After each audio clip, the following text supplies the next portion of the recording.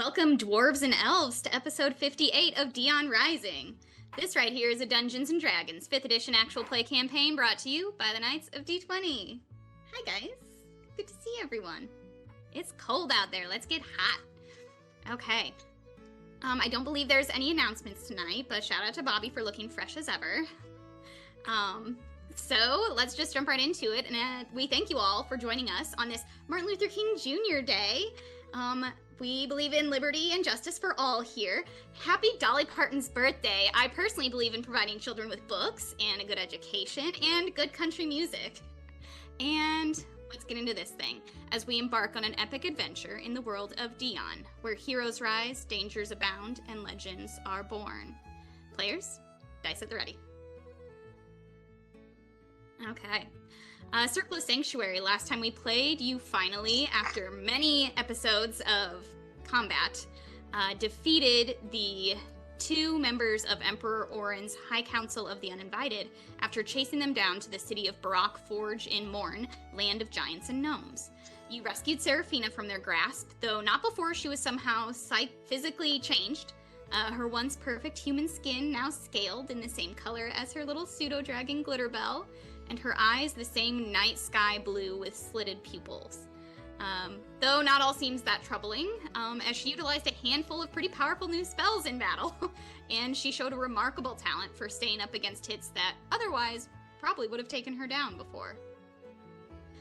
So we are going to return right in the immediate aftermath of this battle, Killian having just been boosted in several literal and magical ways by his companions to deal the killing blow against the High Arcanist of Orin's cult. There is one cultist left alive, and Killian, you hear a mighty roar from Thorgun, who has just been brought back up as his hammer swings down and smashes that one last cultist, and they go out in a splatter. But we are in that immediate aftermath after Killian's turn as we come out of combat. That being said, Killian, you managed to knock back the High Arcanist into the lava below. You are in the caldera in the heart of this volcanic forge city. How would you all like to proceed? Killian will just be staring down at the body of this person, making sure that they're going to melt in said lava.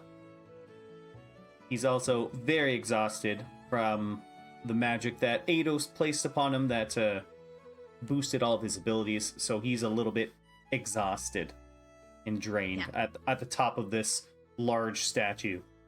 Yeah, you're standing on this horizontal, massive, like golden hilted sword, being held by in the statue's arms, up above. You're like directly above, sort of where the lava meets stone. So feasibly, you feel safe enough standing in this spot. This statue has stood many aeons before you arrived here and knocked that wizard off. And you look below, and her body, you see her dying screams turn into just silent gasps, turn into nothing, as her body sort of sits on top of the lava. If you've ever seen something fall on, like, lava is not viscous like water. Her body sits there and burns more than it sinks, and you watch this horrible fiery death occur beneath you, and she is slowly immolated. Anybody else have anything you want to accomplish? Eidos is going to go over to the Jawbone boy, the undead archivist, or the other head guy. The guy, yeah. And he's going to see he's the good old man, and he's going to see if he has anything hidden in his robes besides, basic focuses and things. Sure. Yeah, roll an investigation check. Okay. Investigation, nothing. And nothing as well. And that's a 9. Okay. It's not a super high DC. He's not wearing a lot as far as, like, bags, things. They've been staying here a while. They came to this battle with what they needed to fight. You guys gave them ample time in that office. Not ample time, but, you left them a note in their own space that they were working, so they didn't bring up anything of that much value. However, what you do find is you find his, like, you know he was casting spells. You find what you can assume to be, like, some sort of spell casting focus of some kind, like an amulet that he's wearing. And it appears to have some sort of, like, language scrawled on it. What languages does Eidos speak?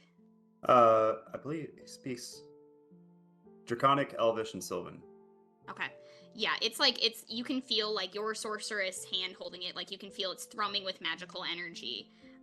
But you cannot read the writing that's scrawled there. Although, roll a history check for me.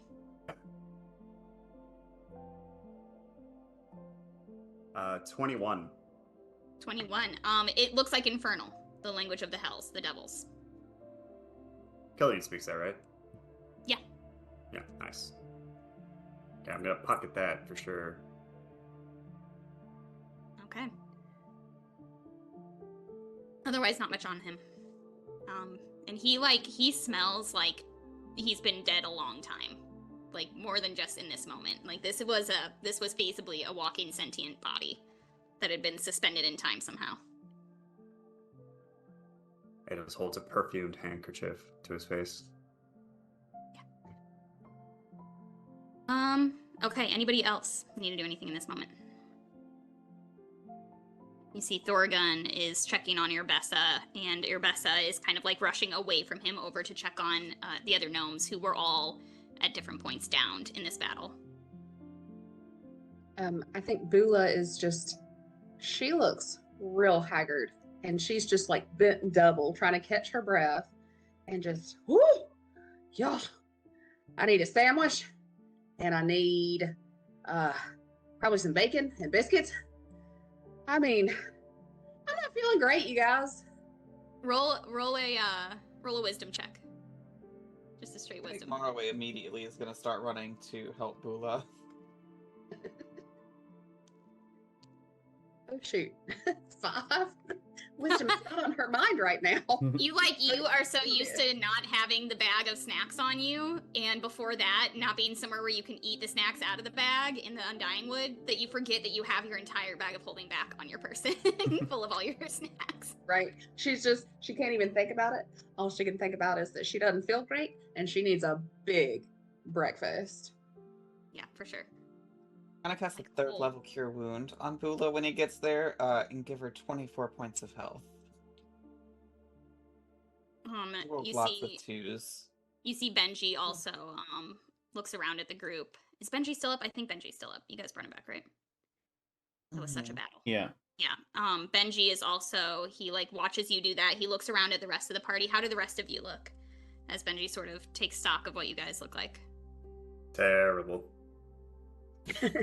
Yeah, Seraphina's looking really, really rough, and she is just cuddling Glitterbell like an emotional support animal. She's had a really rough night. Yeah. It is easier to cuddle Glitterbell, you notice, because your scales protect you from her scales, which normally are quite sharp and hard. Her little spiny back. It's a little bit like occasionally gets stuck like Velcro a little bit.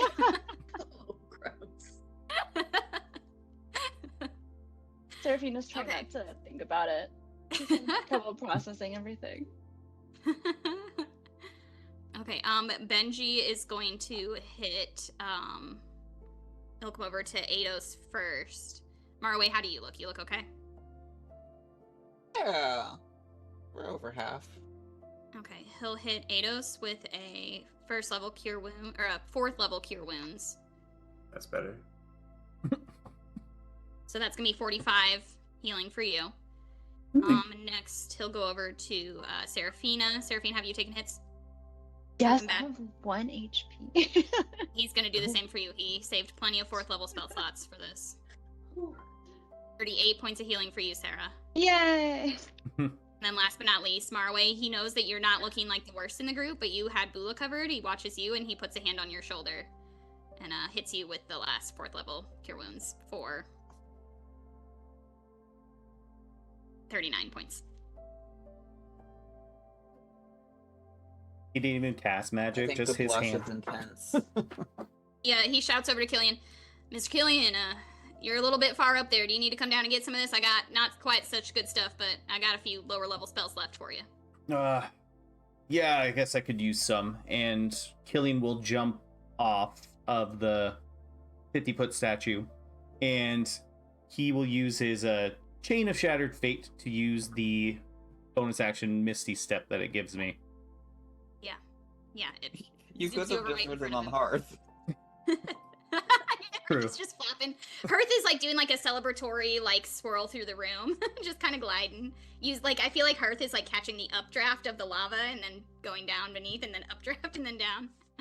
And Benji will hit you for 25 points of healing, Killian. Wonderful. He's got a little bit left to spare, so he's gonna go and help with his lower level spells. Just bring the gnomes up to like 1 HP basically. He's just gonna kind of bring them back to stable. And he looks exhausted. Like you can see Marway, he's over there like almost limping. Like he didn't give himself any of these, you noticed, and he's not looking great himself, but he damn near like falls onto his knees rather than kneeling down next to the 2 gnomes. And as he brings up the last one, the third one. Oh, don't worry. I have extra healing spells.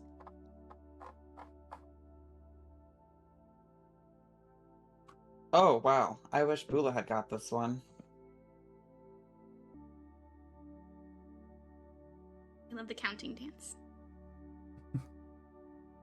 That's gonna be 37 points. 37. He feels much better.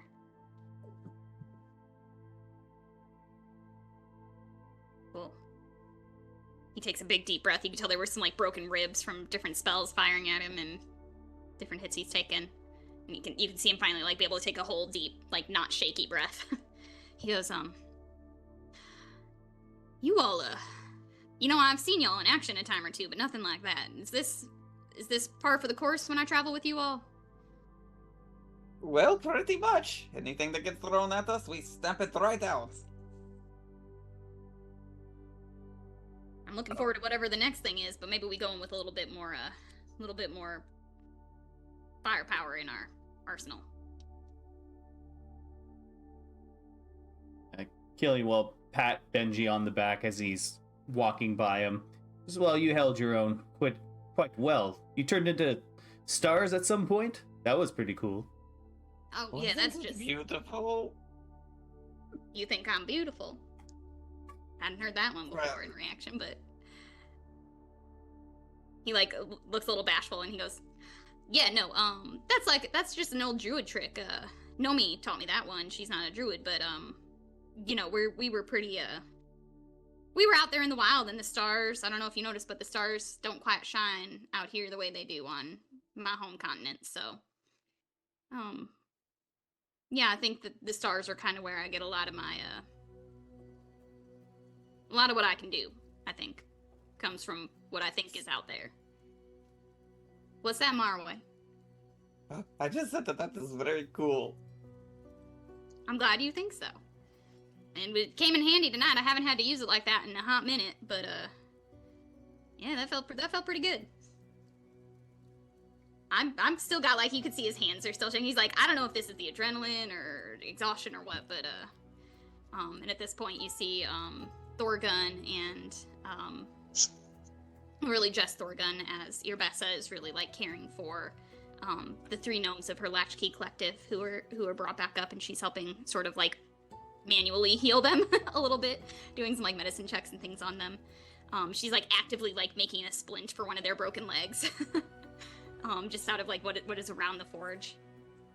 And Organ comes over and he says, I didn't expect. It's been a while since I've had to fight. We don't attract a lot of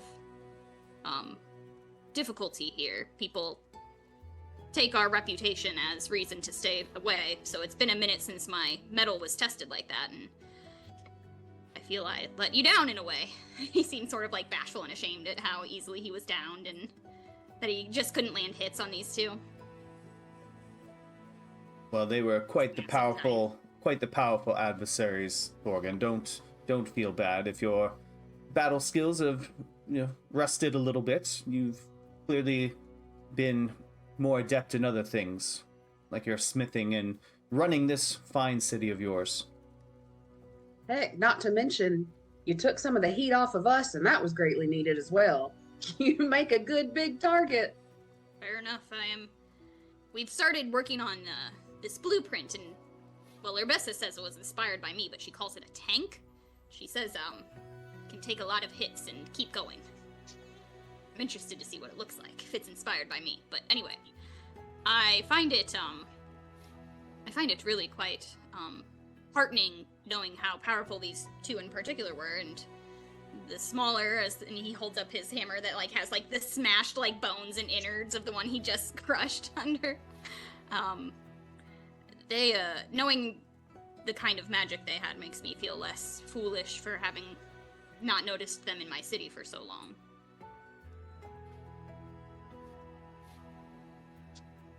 And he kind of like ponders for a minute. Urbessa? She looks over from her companions.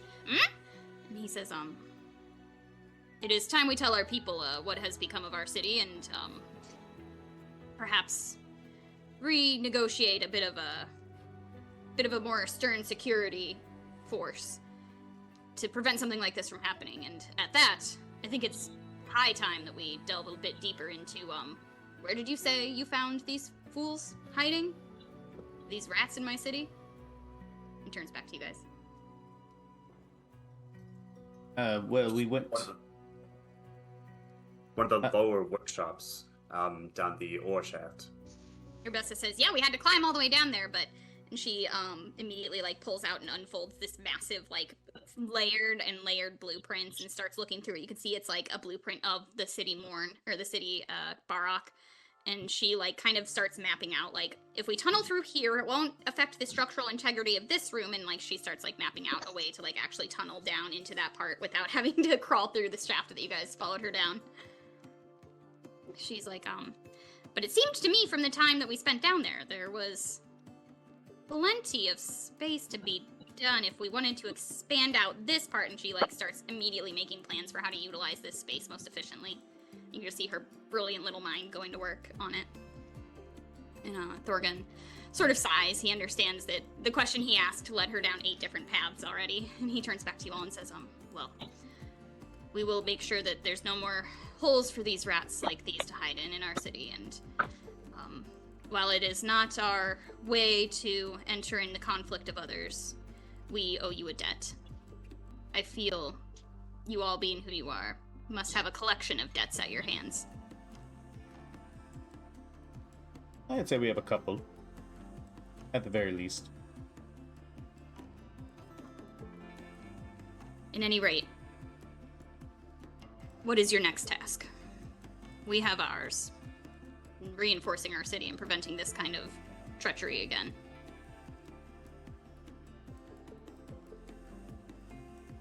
Well, we fear that Nurdistand has come under attack from a rogue navy, and we need to fly to their aid as soon as possible to stop their forces from entering into the mainland through the rivers. But we do have a ship, but obviously not enough to take care of an entire armada, so I don't know. We either need to get there and assemble some help, or see if we can find some assistance here. Not sure what the next step Israel is under siege. It's been many years since that has happened. They, like us, they have the magical firepower that we have physical. Well, while we are not a seafaring people, the trade comes to us more than we go to it. But we do have teleport. Quite efficient teleport, and to many different places.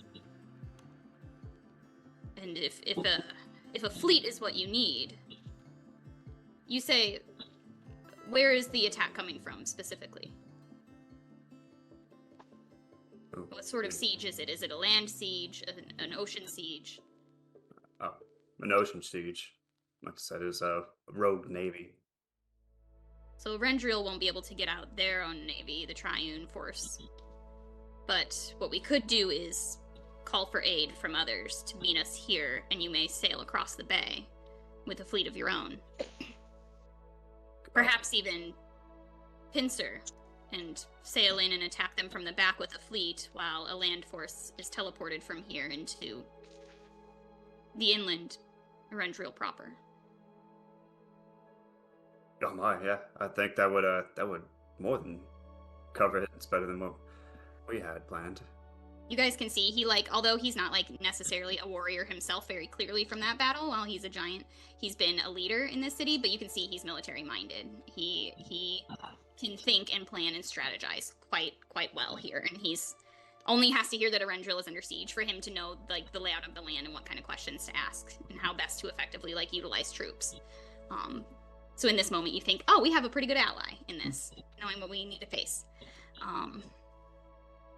He says, well, we are enemies to none and allies to all, so if you'll allow me to take my leave, I will make calls out to all of my ambassadors across the middle continent and see who answers.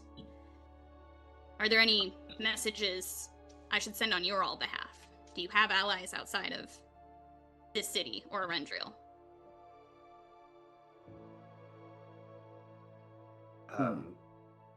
We might have to discuss what favors we might want to call in before we send in any messages off, I think. Very well. And you said you have a ship, but you mentioned when we first met you teleported into the city. Yes, we teleported ahead of the ship. I think it's about 12 days off, if I remember correctly, which I probably don't. But yeah, it's coming here to meet us. Yeah? Okay, nice. Yeah. All right. Well, perhaps if you need someone to send a message cantrip, we have many gnomes who are quite capable of it, so let us know if you need to make contact with anybody, and we will be happy to do so. Thank you, Thorgun. We are now in your debt. You've done more for us than we could possibly have done for you. No, this is debts paid. This forge, this particular room is of more import than anything you can imagine, and well, he looks over at Bula at the mace of Eztar, and he says, and it would appear that in the wrong hands would be catastrophic. So, call this equal. And he quickly turns and stomps out of the room back toward his sort of chambers where you first met him.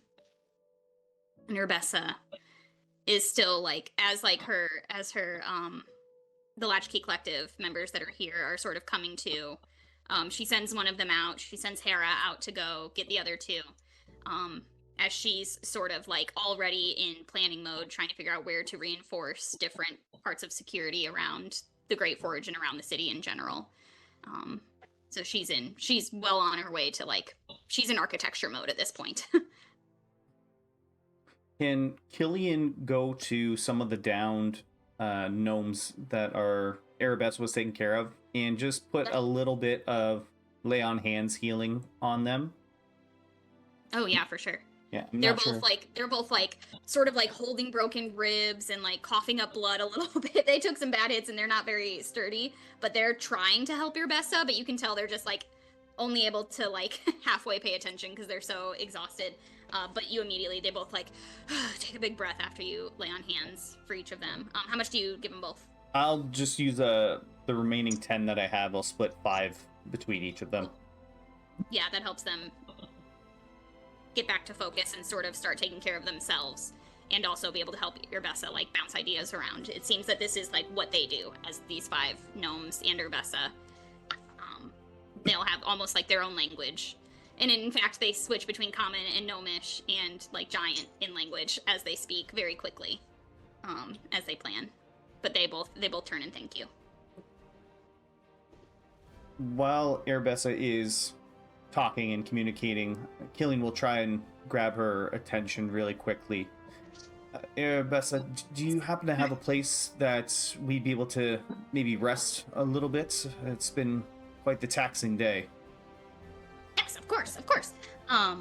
She turns to Pemwick and she says, Pemwick, be a dear, go and take these fine people to, and she like thinks for a second and she says, well, your chambers. The collective has varied between 3 and some 18 gnomes at different times, so take them to some of the empty rooms. And he nods and takes you all out. And you sort of travel through. Do you just follow immediately, or do any of you have anything else to do in here? I think if we're gonna be traveling through tight corridors, Marway will probably say goodbye to Hearth. Yeah, I was just about to say, yeah, you're lighting moving into the carpets gnomish on part. fire. Yeah, for sure. Yeah, you guys go into like the little door embedded in doors down the mountain. Go ahead, before Killian. we head out, does the Jawbones, I know Eidos kind of look through, does he have any sort of like trinkets or anything like that on his person? Basically, I want to try and grab a trophy off of him. And if worse comes to worse, I'm taking his jawbone. Hold on 1 second and I can tell you. Actually, if he has anything, I'm also taking his jawbone. In addition. Yeah, go ahead and roll a medicine check. It's a really low DC to get that jawbone off of him. That's going to be a 12. 12, yeah, it snaps right off, like, cleanly. Teeth and all. Okay, We have to keep a trophy to show Zada of our battles. For sure.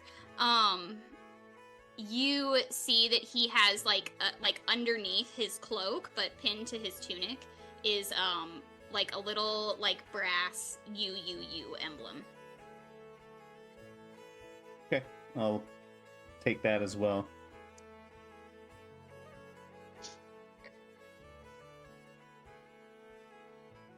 Okay, and Pemwick, in a hurry, as all these gnomes always are, leads you out around to the Lashklee Collective's chambers, which are more like offices and workshops that have beds in them than bedrooms.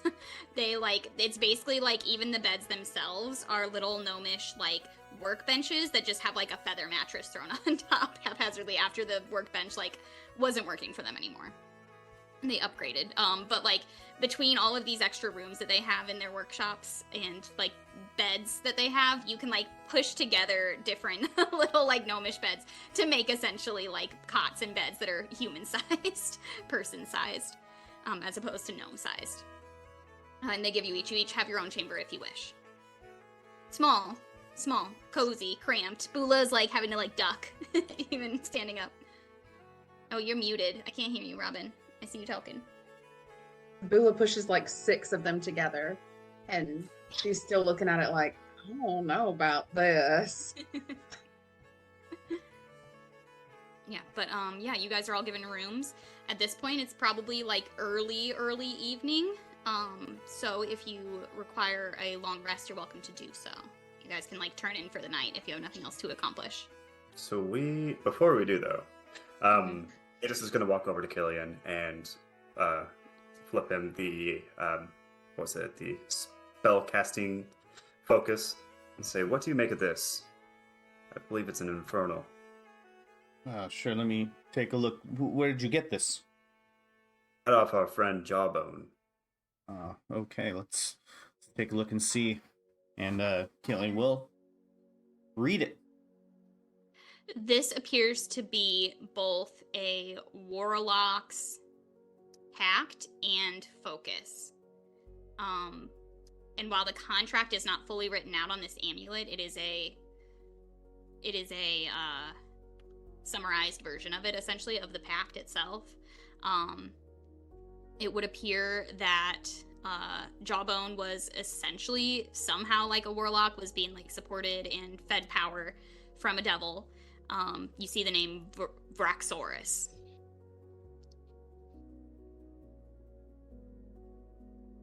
Okay. I will relay that to Eidos. It seems to be a version of some kind of pact that this person made with a devil by the name of Vraxorus. Does that sound familiar to us? Do we know that name? I don't know. Trying to remember if Real you quick do. for clarification, was that a V or a B? Vraxoris.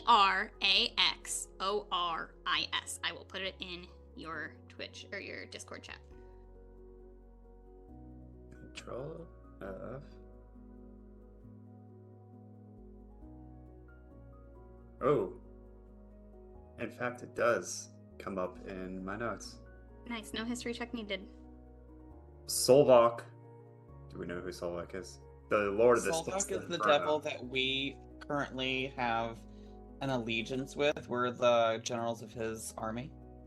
Perfect. Solvok reported on Orin, who is working with a devil named Varaxis, the Herald of Oblivion. Varaxis is working with the demons to call the gods down to take control of the material plane. Also, he's the guy we stole the chains from. Yeah, it comes up 6 times here. We love good note taking. Thank you, gang. Because I didn't write down whether I told you look, that or not. I as soon as you were talking about devils, I went to my Solvak you didn't- one, but I misspelled the other devil's name, so I was like, okay, that's not him.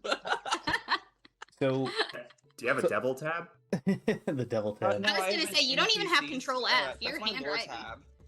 That's wild. That's pretty impressive. That's very impressive. So, what did this Varaxorus is trying to do again? So he's trying to bring down bad He's stuff. he's trying to basically work in allegiance with Orin to bring hell on Earth. Yeah, he's trying to start a war, essentially, is what you guys were told. Trying to get the gods in warfare on Dion. And he's the one that Solvak's army is going to be up against. So he's the one that we're like, at some point, going to be going to war with. Yeah, Varaxis is all over that the actual contract that we signed. It's who Solvak wants to take down, essentially. Yeah. Solvox Yes. said he does not want that kind of chaos. He likes things legal and orderly. He's not chaos. He's, you guys would know most devils are pretty lawful, pretty, by the book, and don't love chaos, and demons are chaos. Solvok, for a devil, or Vraxorus for a devil, is more willing to engage in chaos than a typical devil. He's acting real demony, that devil. Real demony. And having demons and devils be two whole different races is something that's still very hard for me to get my brain into. I still don't get it. Yeah. Yeah. Does Eidos know of any potential benefit to keeping this focus? You can roll an Arcana check, or you guys could do like a detect magic if you wanted to have if anybody in your party has something like that available. I'll see if Benji has anything. I think I'll keep it Ladybug in mine. anyway, just if anything as proof that they're working with Varaxis, but maybe I can get some other benefit out of it too. Nope, well, I wouldn't know it anyway. I gotta roll to 5. On your Arcana, that's sad. Well, yeah, +4, 9. Yeah, you can't tell. It is darkly, and now you know it's infernal magic, so it seems like this isn't the kind of thing you would, want to use. I think Eidos's education would tell him that much. But keeping it isn't necessarily going to do you harm as long as you're not engaging with it, if that makes sense. Yeah. Okay. Yeah, he'll keep it, but he's not gonna tinker it. Not putting this on any staves. Okay. Everybody taking a long rest? Anything else for anybody? Are these beds made in a way that Marlway can get under one of them? Yeah, you can find one that, these are workbenches. They're like table legs, essentially. So yeah, there's even more space under these than a typical bed. Although they are gnomish sized tables. So yeah, roughly the same as a bed. Okay. Well, I imagine I will pull mine up next to Bula 6. Scurry right on under. Perfect. Okay. Killian's going to knock on the door wherever Seraphina's room is. Seraphina is clutching Glitterbell, and she opens the door. Her eyes are wide and just. You see those pupils, like a cat's pupil, they're a little bit wider than usual. They take up more of her eyeball than usual. They're not as slitted, but they're still cat eye pupils. They're huge. Killian's Kind of cute, but the color of her pupils has changed. He's taken aback a little bit. Oh, that is going to take some getting used to. Oh my gosh, I almost forgot. And she like closes her eyes. Thanks for reminding me.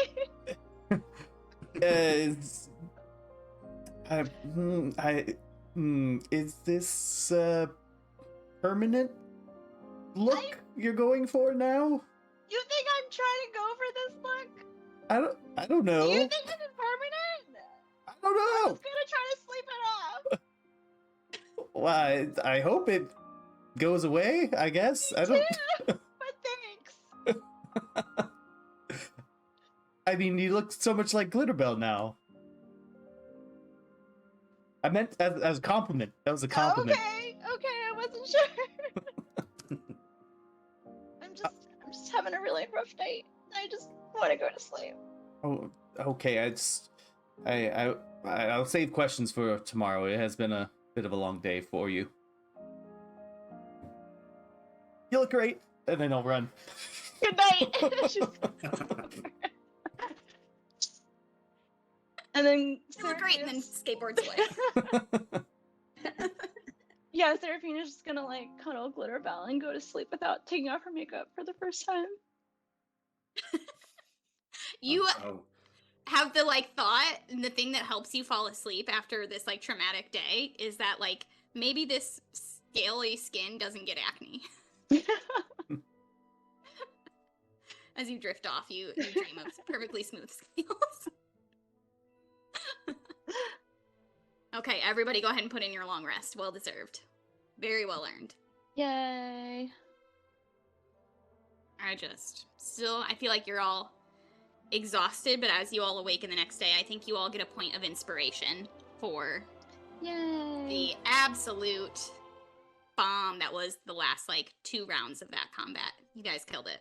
it's pretty I'm kick-ass. Tara, the DM, still buzzing from how good that combat was. 2 weeks later.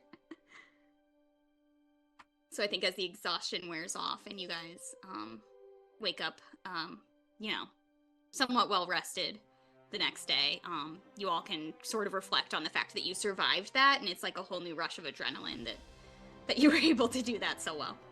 I'm watching Robin fight with her camera. Sorry. I didn't mean to do that. I love it. Okay, and you all wake up in the city of Barak Forge. You find that the gnomes are late to bed and early to rise. I think any of you who didn't like immediately zonk out would have heard some of the members of the Latchkey Collective come in one at a time throughout the night, like very loudly, like when you stay at your parents' house for the holidays and they like decide to do the dishes at 1 a.m. for some reason because your dad doesn't sleep, or your dad decides to watch football at 2 a.m. on the volume all the way up, and then it turns to infomercials, so it just gets louder. They're doing like that kind of stuff for most of the night, just occasionally waking you up in their chambers. But eventually they fall asleep, but you find that at like must be 5 a.m. they're back up and at it. They're slamming cabinets, talking about their plans. You hear other little gnomish voices coming and going, taking orders, taking directives for the day. And thus the noise of a very busy people wakes you the next day. Bright and early. How does the day find you all? I think Marway, who usually is up very, very early, I think while being awake under this table bed, he is just gonna lay there. I think he's just so tired of not sleeping. I think he's getting worn down just a little bit, and he's just gonna lay there, kind of holding on to Sir Lavender, petting Eden, just kind of wondering to himself how much longer he can do this. Yeah, fair. Robin, I think you know, or Bula, I think notes. Takes Marway a bit more time to crawl out, doesn't get up to journal like a lot of mornings. She does. He sort of seems to be oversleeping you, but you can tell he's not sleeping. Right. She listens to her own belly grumble, and even as badly as she wants to go get some breakfast, she's worried that he's still there, and she knows he's awake, but he's just not doing his usual morning Maraway things. And so she just lets her belly rumble while she stays close. Yeah. And I think in silence, you both sort of wait for the other to make a move for a while. And I think for the rest of you, it would be weird that you all don't hear these two get up and start chit-chatting with the gnomes out in sort of the common areas. Especially Marway, usually being one of the first to rise, but Killian, you're usually the second in this group to get up. Mm-hmm. If not before Marway, and then soon after. But you waken, what do you do? Killian's gonna head out and not go to Seraphine's room, because that was awkward yesterday. He's going to go and talk with the gnomes, and he's going to show them the revolver that was upgraded by Arabessa. And he wants to, knowing that this is a very much like a tinkering kind of town, he wants to get some customizable ammunition for this gun. And Okay. going up to the gnomes, he'll say, I have some molds for pointed bullets for this revolver here. Now, I was hoping that I'd be able to, or that you fine folk would be able to make them a little bit more customized for me. You can see they get excited, and one of them takes the... Do you have, like, the revolver out, like, where they could see it? Yeah, I got it. Just like, bam, right here. One of them immediately rips it out of your hand, and the other tries to get it too. They're like little kids going for candy. And they all start, like, 6 little pairs of hands are all tinkering with it, opening up the barrel, closing it, looking at the bullets that are currently loaded in it. Like, one of them, like, holds it up to his eye and is, like, looking down the barrel. All kinds of, like, just exploring this device, sniffing it, licking it. And I'm like, this is well made. This is... And one of them looks at the other, this is one of ours. They're like, this is one of ours. This is our original design. And they're all very excited. They're like, not literally ours. Your uncle's cousin's wife? Yes. Yes. So my grandfather's wife? Yes. Yes, they made this. And they, like, show you, like, the, like, very small, like, pretty worn down, but very, like, lightly engraved, like, maker's mark on the bottom of the handle. And they're like, yes, this is my family crest, and it appears to have been made here. So they are well equipped to, essentially what you can get out of this, they're well equipped to upgrade some bullets for this device. This is one of them calls it, like, primordial, like, primeval. They're like, this is old. This is an old design, but they're excited to see, like, one of the first of their designs, like, of like a firearm. They've upgraded that capacity quite a lot since then. I'll also present them with the bullet molds that I had gotten back way over on the other continent there. And yeah, perfect. And I'll say, I really would like to be able to possibly infuse the bullets with some divine energy, if that's possible. And I'll also pull out a couple vials of holy water. Is there maybe some way that we could combine them during the crafting process in some way? They, like, think for a minute, and they start talking about, like, how do we keep the water from evaporating during, like, the smelting process? How do we go about this without losing the holy water to just heat and evaporation? One of them says, well, what if after the bullet is cooled, we make it a hollow point bullet, and after the bullet is made, we then fill it with, like, a glass chamber with the holy water in it, so that the water doesn't rust the iron, and the water will remain inside the bullet.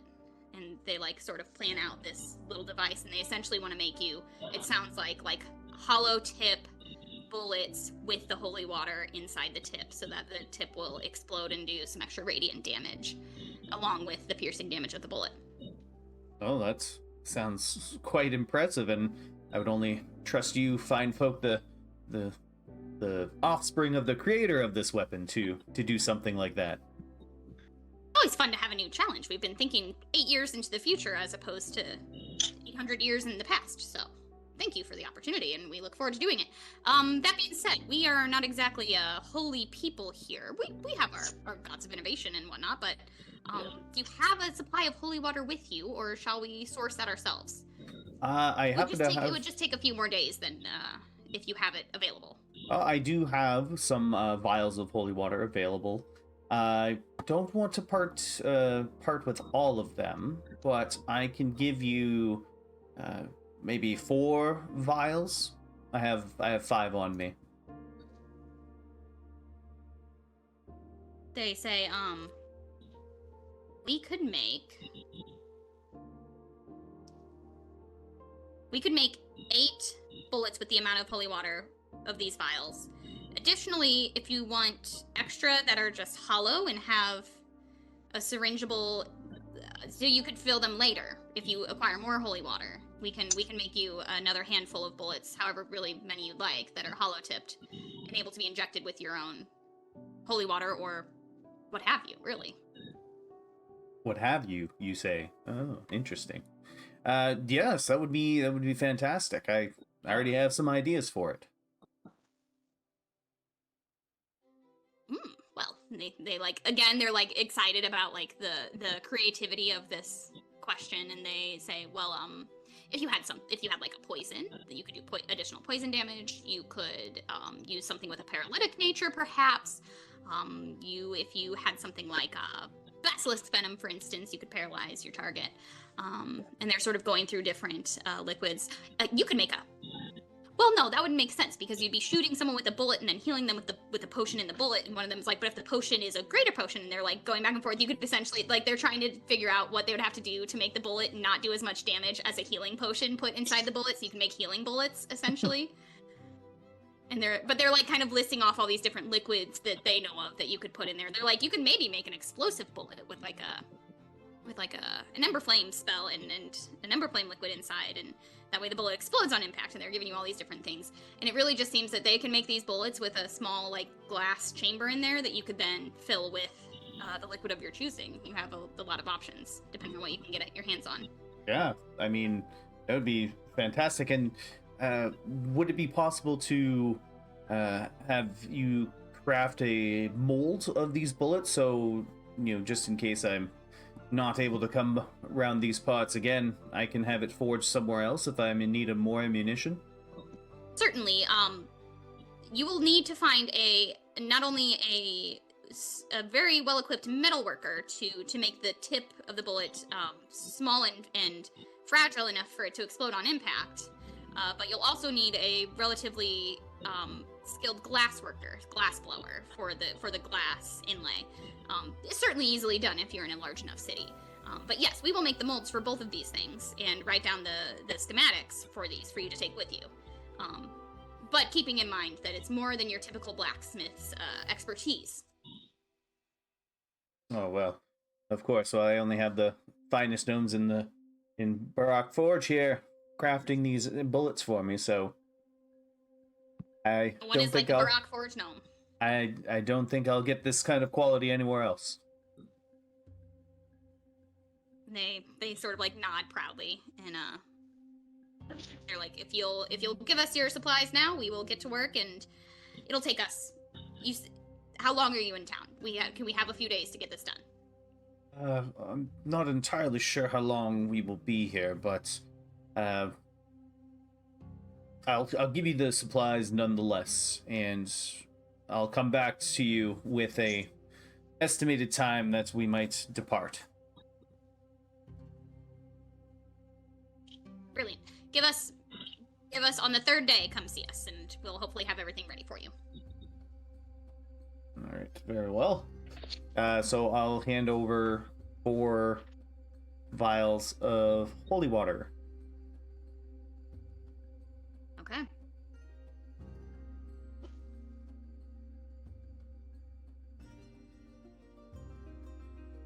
Okay. They run off with all of these supplies ready to get to work.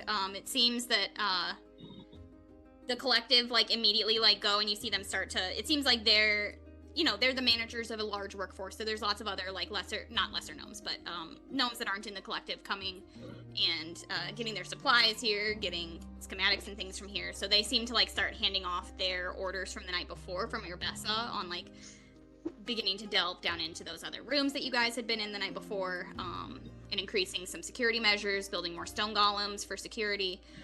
They sort of pass off, it seems, those particular directives, and the collective themselves want to focus on this because it's just the more fun task.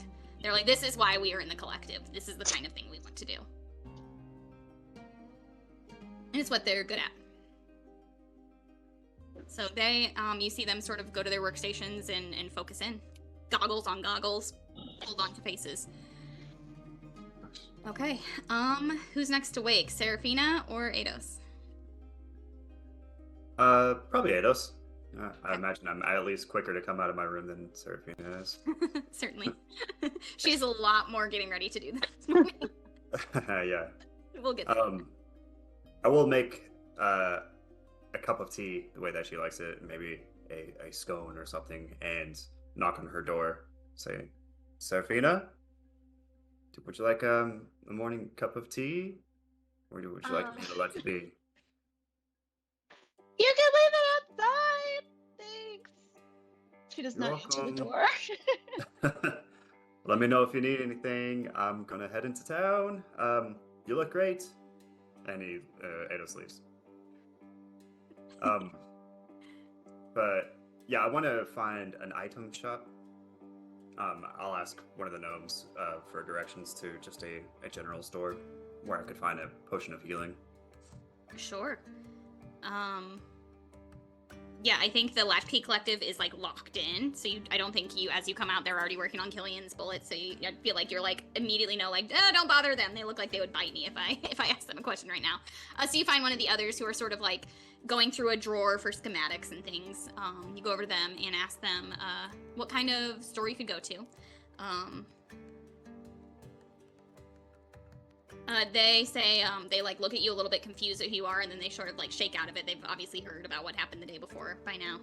And they say, well, we don't exactly do typical trade for coin. We don't have the need for a lot of it besides getting mass orders of supplies and things. But that being said, we do trade. So if you want to head down to like the outer city, out sort of around the base of the mountain, plenty of vendors are there waiting for different caravans to arrive of supplies and ore, particularly from Thras Newlim. So head down that way and they might have what you're looking for, and anybody would be willing to part with anything they have extra of for the right trade.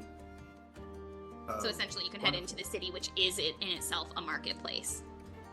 Wonderful, wonderful. That sounds like a long walk. It's not too far, is it? You would have walked up this way from the day before, which took you guys like maybe 45 minutes. But you guys were taking the long and sneaky way. You could probably get down there in 25, just walking as a proud person, not hiding. I think you guys snuck into the city. Is that correct? If I remember right? Yeah. Which would have taken you longer. You know that like now that you know sort of the layout, and you could even ask around for advice and how to get there fastest. You can get down there in like 20 minutes. But you're essentially needing to go like outside of the Barrock Forge area, like inside the volcano, going out into the fresh air. Gotcha. Where the residences are. Am I to understand that they won't? Are you saying they won't accept coin? They'll only accept other items? Coin is only as good here as what we can melt it for, and we don't have a lot of need for soft metals. So, coin is not so much it. But if you were to come across a caravan coming into the city, they'll take coin because they leave the city more often than the rest of us. Okay. Eidos will kind of look around to see everybody being busy and kind of calculate how much time he has to waste before we finally leave this humid place. And if that's an hour or more, then he'll head down to the caravan just to see what he can find. A little therapy or retail therapy. Yeah, let me ask, Killian, do you hang out in the Latchkey Collective's sort of offices? Like, are you around for Eidos to see you in this, like, sort of public area of their offices? Probably say when Killian was negotiating with all the gnomes, Eidos would have likely seen me talking with them at that point. Feverishly discussing holy water bullets. Yes. Yes. Well, there's a chamber inside, and it... yeah. Killian standing there with so many little gnomes around him, looking like a preschool teacher. And I just got a gun up here. And everybody looking at a gun. Yeah. Ado's seeing that is not going to say anything and just make his way quietly out. Doesn't want any part of that. And then you can make surreptitious eye contact and just be like, "I'll be back," kind of thing from across the I'll room. do a fantasy wristwatch motion. Yeah. Okay. Yeah, you head out. Go ahead and just roll a let's do a survival check just to get down into the city and like a scan for people who have stuff that you're looking for, and then tell me specifically what kind of thing you're looking for. Okay, and then. Oh. Ooh. Hey, I okay. swear. You can find what you want, or you can find someone who knows how to make it. Nice. Yeah, you head out, and although you were like pretty confused about the no capitalistic commerce happening here, you immediately realize like this is a place where they can make anything, damn near, Okay. especially magical things. So you head out into the city, and you see that no one who lives here is not skilled or not connected to someone who has skills. Nice. So yeah, and you see that although like there's not like a market, people are constantly showing off what they've made. They're all very excited and proud about what they've been using, what they've made. There are like giants who come in to the city, having like adventured around Morn, sort of like protecting the borders, making sure everything's good, that no one's coming in to just steal their caravans or anything. So they're coming in and showing off awesome weapons and things that they've collected and used, telling the gnomes that made their giant warhammer how well made it is and how well it stood up against the dragon that they killed. You also see people like sharing little potion recipes. You see people, you see gnomes sharing little schematics for different tools and things. Yeah, you can just sort of walk through the city and listen in on conversations with your elf ears and figure out who you need to talk to for what you want. So tell me, what are you looking for? Nice. Well, fighting the urge to just make shit up on the spot now that I've rolled a 20, what I originally came down here for. A 20, you're allowed to. What did you come down for? And then tell me what else. Well, first, I wanted to get just a handful of healing potions, depending on how much those cost. Spent my last one during that last fight. Sure. And what I really want, though, for my for Christmas is I think after taking such a massive hit from a damn asteroid or whatever,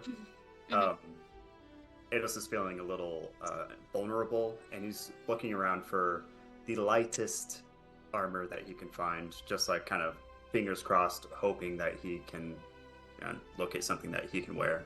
Though he feels he lacks proficiency in all armors, but maybe there's something special out there for him. I don't know. Okay. Yeah, so healing potion, easiest thing. You can have, like, you find, like, a couple, like, alchemists working. You can get, like, a handful of regular potions of healing. You can get potions of greater healing, potions of superior or supreme healing. They've got it all. They've got what you're looking for. So you tell me how much you want to spend, and I'll tell you what that gets you. In this case, we're going to talk about, like, trade as opposed to coin, but coin can help, like, fluff up the deal, depending on your, like, charisma roll. If you can convince them that they'll be able to use the coin down the road. Okay, I might have to do that because I really don't have much stuff. I got a tincture of forbidden hunger, which I'm holding on to for a rainy day, but maybe these guys will like that kind of thing. And really, that's it. Okay, as you're going, roll a persuasion check for me. Okay. With advantage. Okay, I'm sorry, what kind of check? Persuasion with advantage. Okay. Thanks for the advantage. That was a 2. And that was a 17 plus 8. That's a lot of numbers. 2. Yeah, okay. They see you, like as soon as they're like, what do you want? What do you have to trade? They see you, like, open up your bag, and they just see, like, one vial of that potion. And they're, like, their eyes light up a little bit, and you're like, I'm not willing to part with that. They go, what about a drop? We can make a recipe for it out of a drop. We'll trade you For 1 drop, we'll trade you 2 potions of superior healing. Oh. For 3 drops of it, we'll trade you those 2 and a potion of supreme healing. And you know what this is? Do you? No, that's what's exciting. I don't recognize the viscosity or the color. Well, it's very I dangerous. know I haven't seen it before, so it's not in our inventory. It's dangerous. Tell you, do you know what it is? They see I that it's do. like not labeled, and they do not expect you to know what it is. Oh, this? Yes, I know what it is. See, this is a tincture of forbidden hunger. 1 drink of this, and you'll have an unsatiable desire for flesh. You or whoever you give it to. It's bad What stuff. you say? Yeah, and you get real bitey. It's like makes you like a zombie or a dampier, but without the curse. Yeah, And they sort of like temporary they switch into gnomish, and they have it's like a man and his husband, and they like have a little conversation back and forth about God knows what, a little gnomish conversation. But it looks like progressively evil-minded. As they both like turn to the neighbor's house and like give it like real hard side eye. And then they're like, we still want it. The deal stands. God, this feels so much like dealing weapons. Well, I'll tell you what. If you promise not to do bad things with this, then I'll trade you. Are you a fairy? No. Are you a devil? Oh no, of course not. Then we promise we will do no harm to innocent people with this. What strange clarifying questions you ask. But I considered it a deal. It said 3 drops of the tincture of forbidden hunger for, you said 2 graders and 1 superiors? Yeah. Okay. No, sorry, it was 2 superior and 1 supreme. Oh, excuse me. 2 supreme and 1... Wait, I'm so sorry. 2 superior, 1 supreme? Yes. Okay. All good. All right. I love a shopping Um, episode. Yeah. Trying to be better about Okay. them. Your second thing was an armor that's not an armor. Am I right? Or just something extremely lightweight. Preferably a chainmail, though I know that's kind of a hard ask. But yeah, maybe some armor imbued with magic to make it light enough for a lithe person like me to wear. That's how you pronounce that. Okay, so that I can do this right for you, you rolled a nat 20 and I'm honoring that. Are you proficient in light armor, or will any kind of armor give you disadvantage? So you are looking for the benefit of a light armor without the disadvantage, right? Oh yeah, it's all Benny's over here. I can't use it. I need magic to make me able to use it. If such a thing doesn't exist, I understand, but one can only dream. If there were ever a place, I would normally say, yeah, that's not possible, but if there were ever a place where someone could do something like that, it would be here. If they can make it anywhere, they can make it here. That's what they say about this town. Yeah. What robes is Ados wearing right now? Fine. Always fine. Just fine The robes. You don't even have a magical robe on you. No, all I have... Oh, it looks here the finest robes, but yeah, they're robes nonetheless. Okay. Shoot, that changes things. Yeah, you can wear a robe that gives you some AC. That is easy. I feel like you're having a conversation with like a giant who just came in from adventuring. You notice he's wearing like very like beautiful. He seems to be like a mage for a giant. He's wearing this beautiful, glorious robe, and also a bunch of like really shiny, pretty, lightweight like chainmail armor.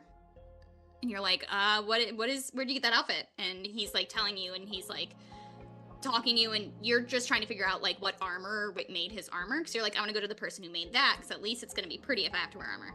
And the guy's like, oh, if you can't wear armor because you're a mage, you have to get robes, like magical robes. And he points you to a woman who like makes clothing here. And you make your way to this little gnomish tailor, and she is able to offer you What is your current AC? 17? 16. 17. Okay. And what's your That's dexterity mod? It's 16. What's your dexterity modifier right now? Dexterity modifier is 1 plus 1. Okay. I'm just seeing what I've got. That'll be an upgrade for you. This feels like the equivalent of going out to buy a souped up new car and then realizing that you can't have it and you have to buy the economical vehicle. But it's still nice. It's still a Civic, but If you want, she will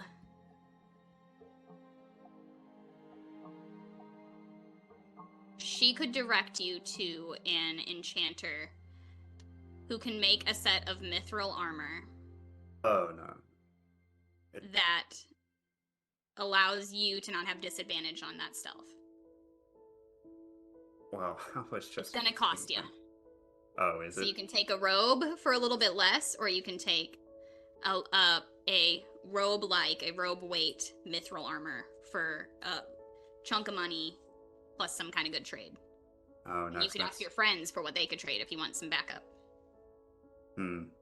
I think for the moment, Eidos is going to have, having this conversation with the Gnomish tailor, pretend like he does have the funds to get that. It's just not, he hasn't budgeted for it right now because he's looking a little light. So let's see how much the robe is first, and then I'll go from there. Okay. Let's see what I can get you. I'm going to come back to you and talk to someone else while I continue searching. You got it. But I'm going to keep looking. Okay. Who else has some shopping to do or anything else to do after you wake up? I know Marway and Bula, you're still in your room. Seraphina, you're still in your room. Anything any of you three need to accomplish? I think Seraphina is going to have a really late morning. I think she slept in because she's just been having just a really traumatic, hard couple of days. So she's just like recuperating and sleeping in.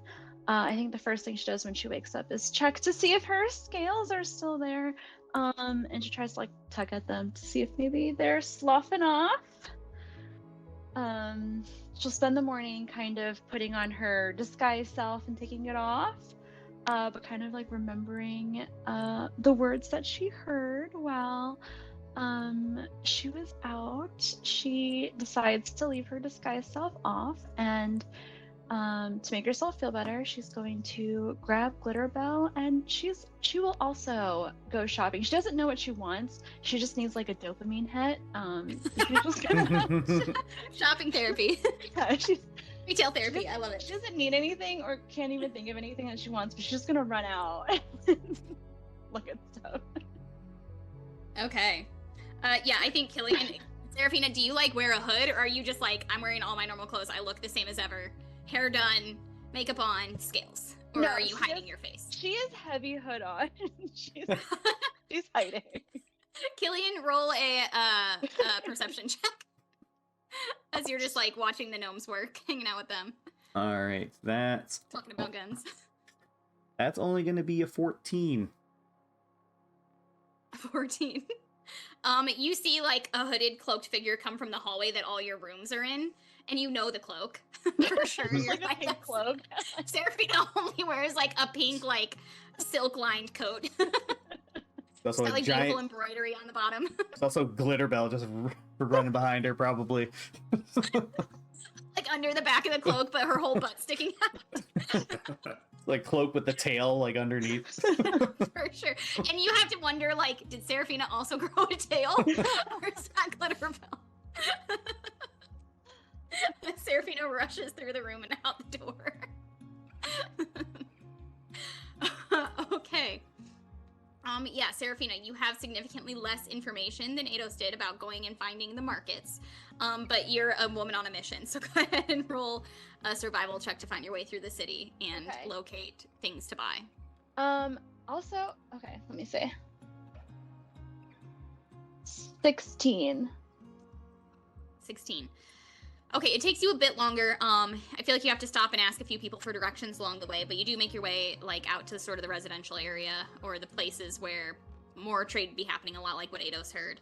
and you're able to find a part of the city, essentially around where Eidos is. So I'll have both of you roll a perception check to see if you just run into each other. 6. Natural 1. Critical failure, yeah. 6 and a nat 1. Okay. Yeah, Eidos, neither of you, like, you just don't bump into each other. It's a big enough city that, and it's not a marketplace. It's not one particular street. It's a lot of spaces. So you just literally don't cross paths. It's not that you don't even notice each other. You just don't cross paths. But yeah, you are able to sort of like meet people, shop around, find out what people are working on, what someone's capable of making. So is there anything in particular? I know you said that you're not like shopping for anything, but would anything, they can craft just about anything around here. So would anything catch your eye? Yeah, I think kind of getting the vibe of the shops, she realizes she's not going to find any couture gowns around here. So maybe she'll look for some light armor. But Okay. something cute. Something cute. Okay. I feel like you rolled a 14, right, on that survival? I think it was 16. Yeah, you're able to find, if you just want like regular light armor, very easily done, will be like a very minor trade. Like you can make an offer pretty much and someone can make you a light armor. And it'll be cute and like newly made. They'll give you something. They're very used to like having like a stockpile of these things to ship off in caravans to trade with outside people. Okay. Or you can go for something more specialty. Yeah. Like a +1 light armor.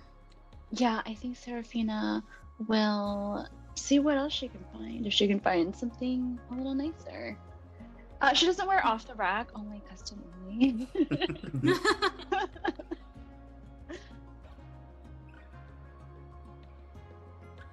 Okay.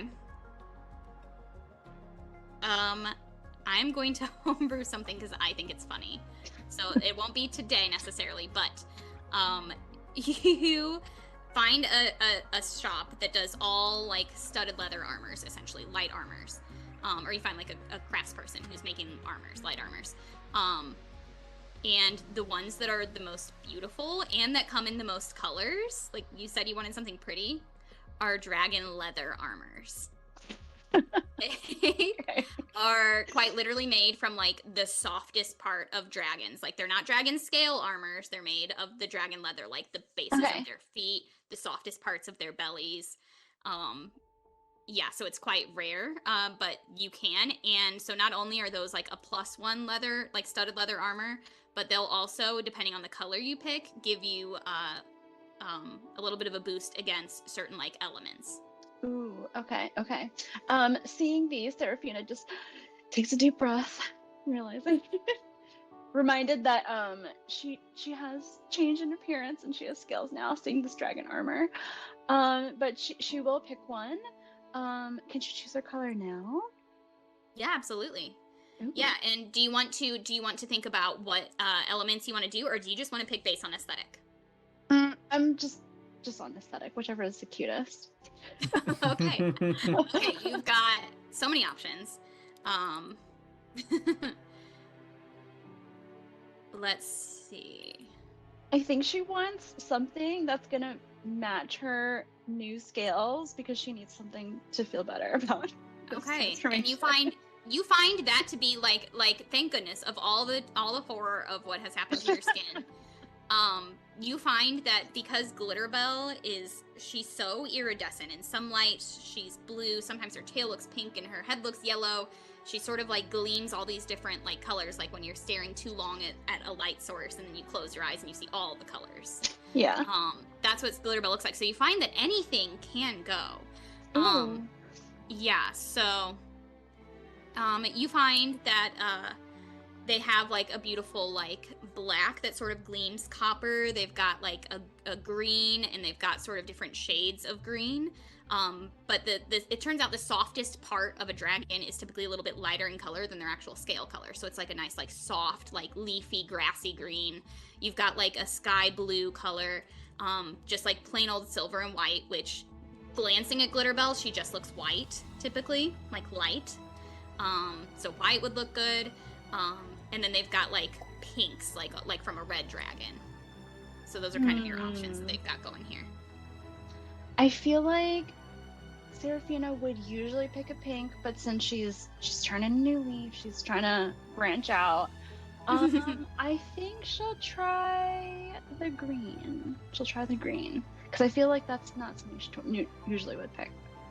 Okay, beautiful. Green goes well with pink. So it looks quite cute on you, and they have it in like all kinds of shapes and sizes because they make it in bulk to ship out and sell to the world at large or to trade. So you can find it's essentially a +1, and I'll homebrew it on D&D Beyond so that it like updates your character sheet, but it's going to be a +1 dragon leather studded armor with a resistance to, because you chose green, poison damage. Ooh. Yeah.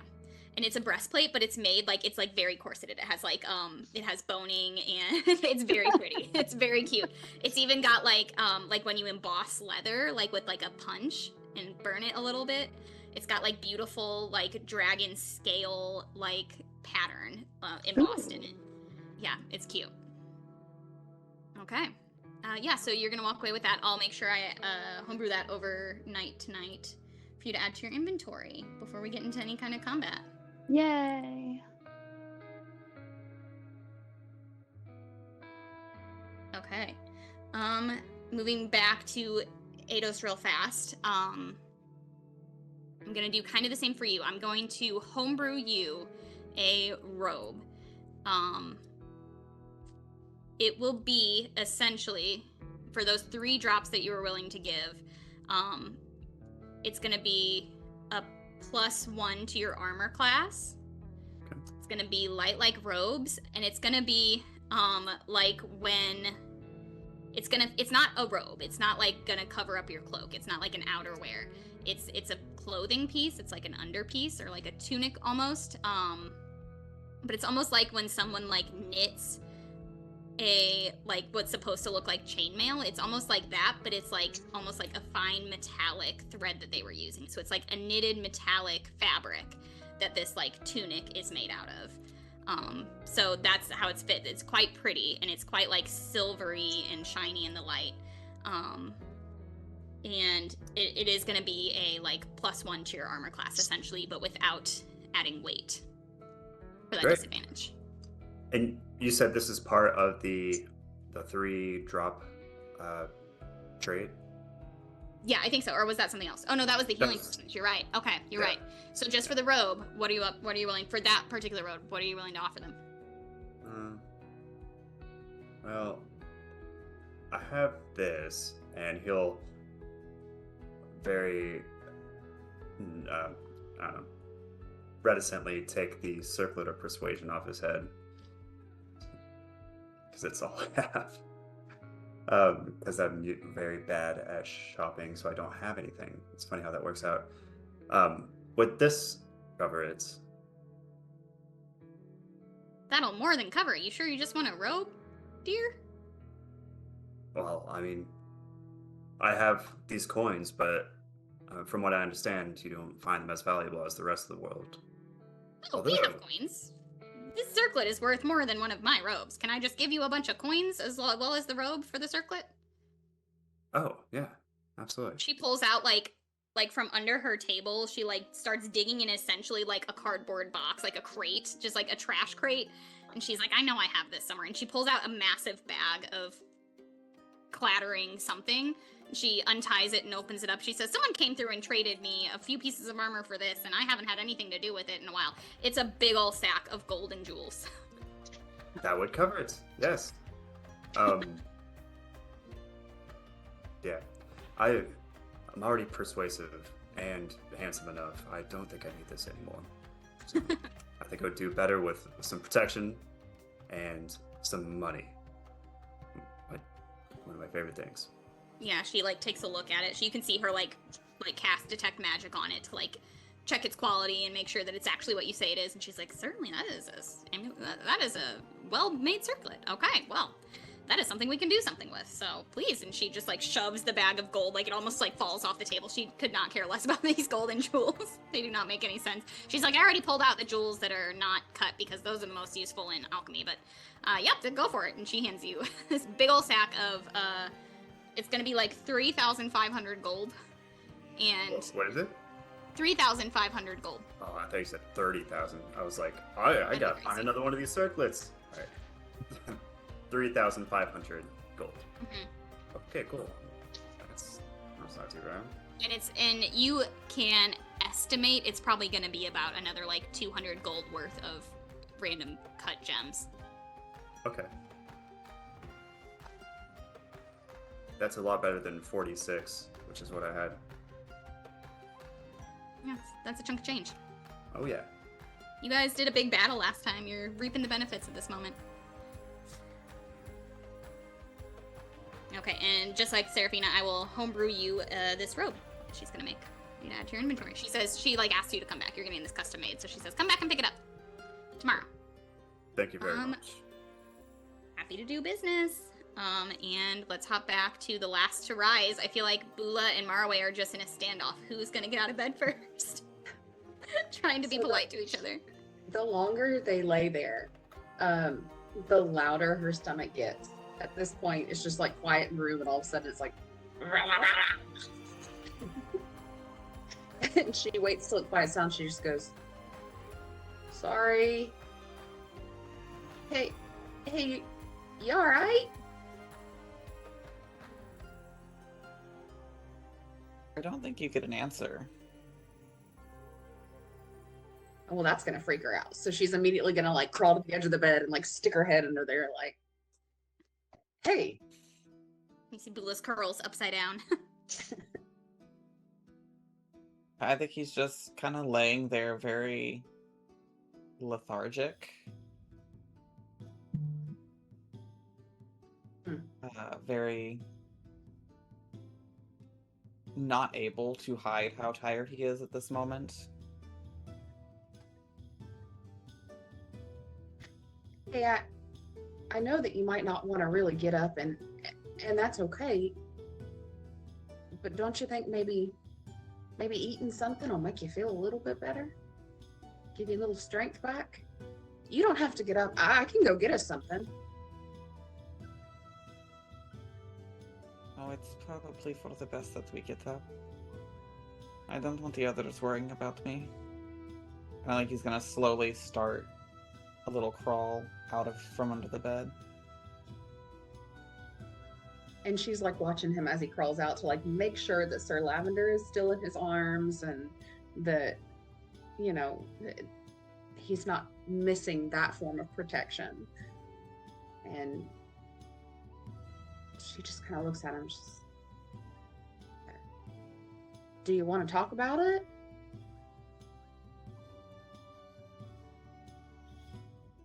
I'm just so tired. Everyone else, after we fight, they get to rest. And I go and I fight again. I go and I watch my friends die again.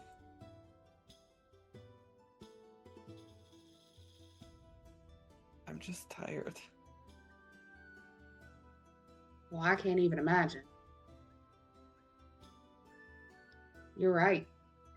If I don't have a big long nap and a good breakfast, then I'm useless. We're gonna have to at some point figure out. I mean, we're gonna have to get back there. I know.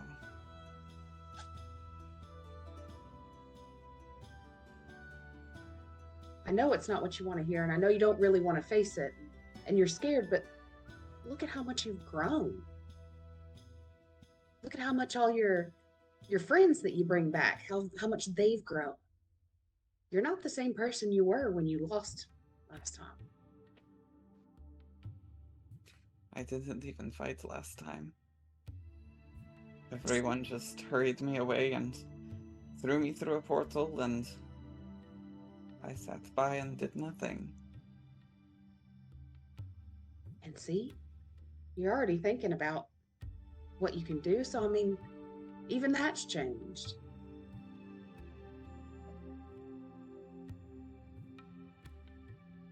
It may not be time yet, but the time is coming. Because you can't go on like this.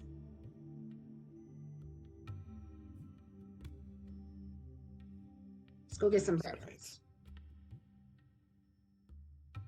And I think as he's gonna like turn around to kind of gather his things, you know, he just doesn't have his shawl on because he just woke up, and I think you would see that the darkness on his back is spread a lot since last you saw it. It's dark and veiny and splotchy in parts, with one very dark spot right there near his spine.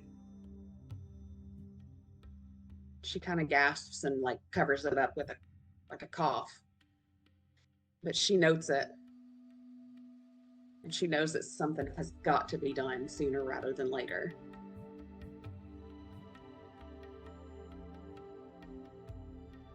All right, let's go get you breakfast. Us. Let's go get us breakfast. You need to eat something too. Who opens the door? Who opens the door? Mm-hmm. I mean, probably Bula. Then you're the first to see, as you open the door, Benji across the hall leaning against the wall, waiting. He looks up and smiles at you and then sort of leans past you. Morning. Oh, good morning. Would you like to come partake in breakfast with us? I'm hungry as an ox. Yeah, let's go. He picks up off the wall and joins you guys, walks alongside you and Bula. And at that, let's take a very quick break. We're about halfway through. Okay.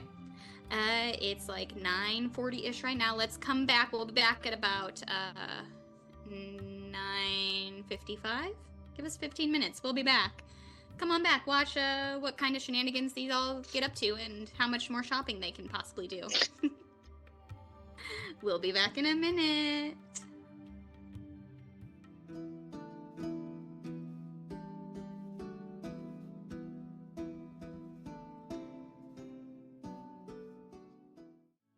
Welcome back, my children. It's me, your dungeon mother, and the Knights of D20, here to play a game with you. So, let's jump right back into it. We've had a shopping episode. These guys got out of a very, very long, heated battle, took a long rest, and did a little bit of exploring around Morn for some financial goods. So you did a little bit of trading. Some of you managed to commission some pretty interesting items that should be very useful in the future, between armors and robes and bullets for guns. Two of you just had a small heart-to-heart about the difficulties of the road you've walked so far. So as we come back, I think the group is probably gathering up back in the Latchkey Collective's sort of interior offices. So as some of you come back from shopping, some of you are coming out of your rooms, finishing up your breakfast. You all gather around again, and it's not going to be long before Urbessa and Thorgun will come find you to see what you need. So is there anything else we need to do with the morning before you meet back up with the leaders of Barak Forge? For our next move, when are we planning on heading out to Nurdistand? And are we going to take a boat? Are we going to teleport there? What do you think? Are we really going back to Nurdistand? I don't know if I can go back like this. Last you've heard, Seraphina, your home country is under siege, but that is exactly what Seraphina would be feeling. So I'm with you.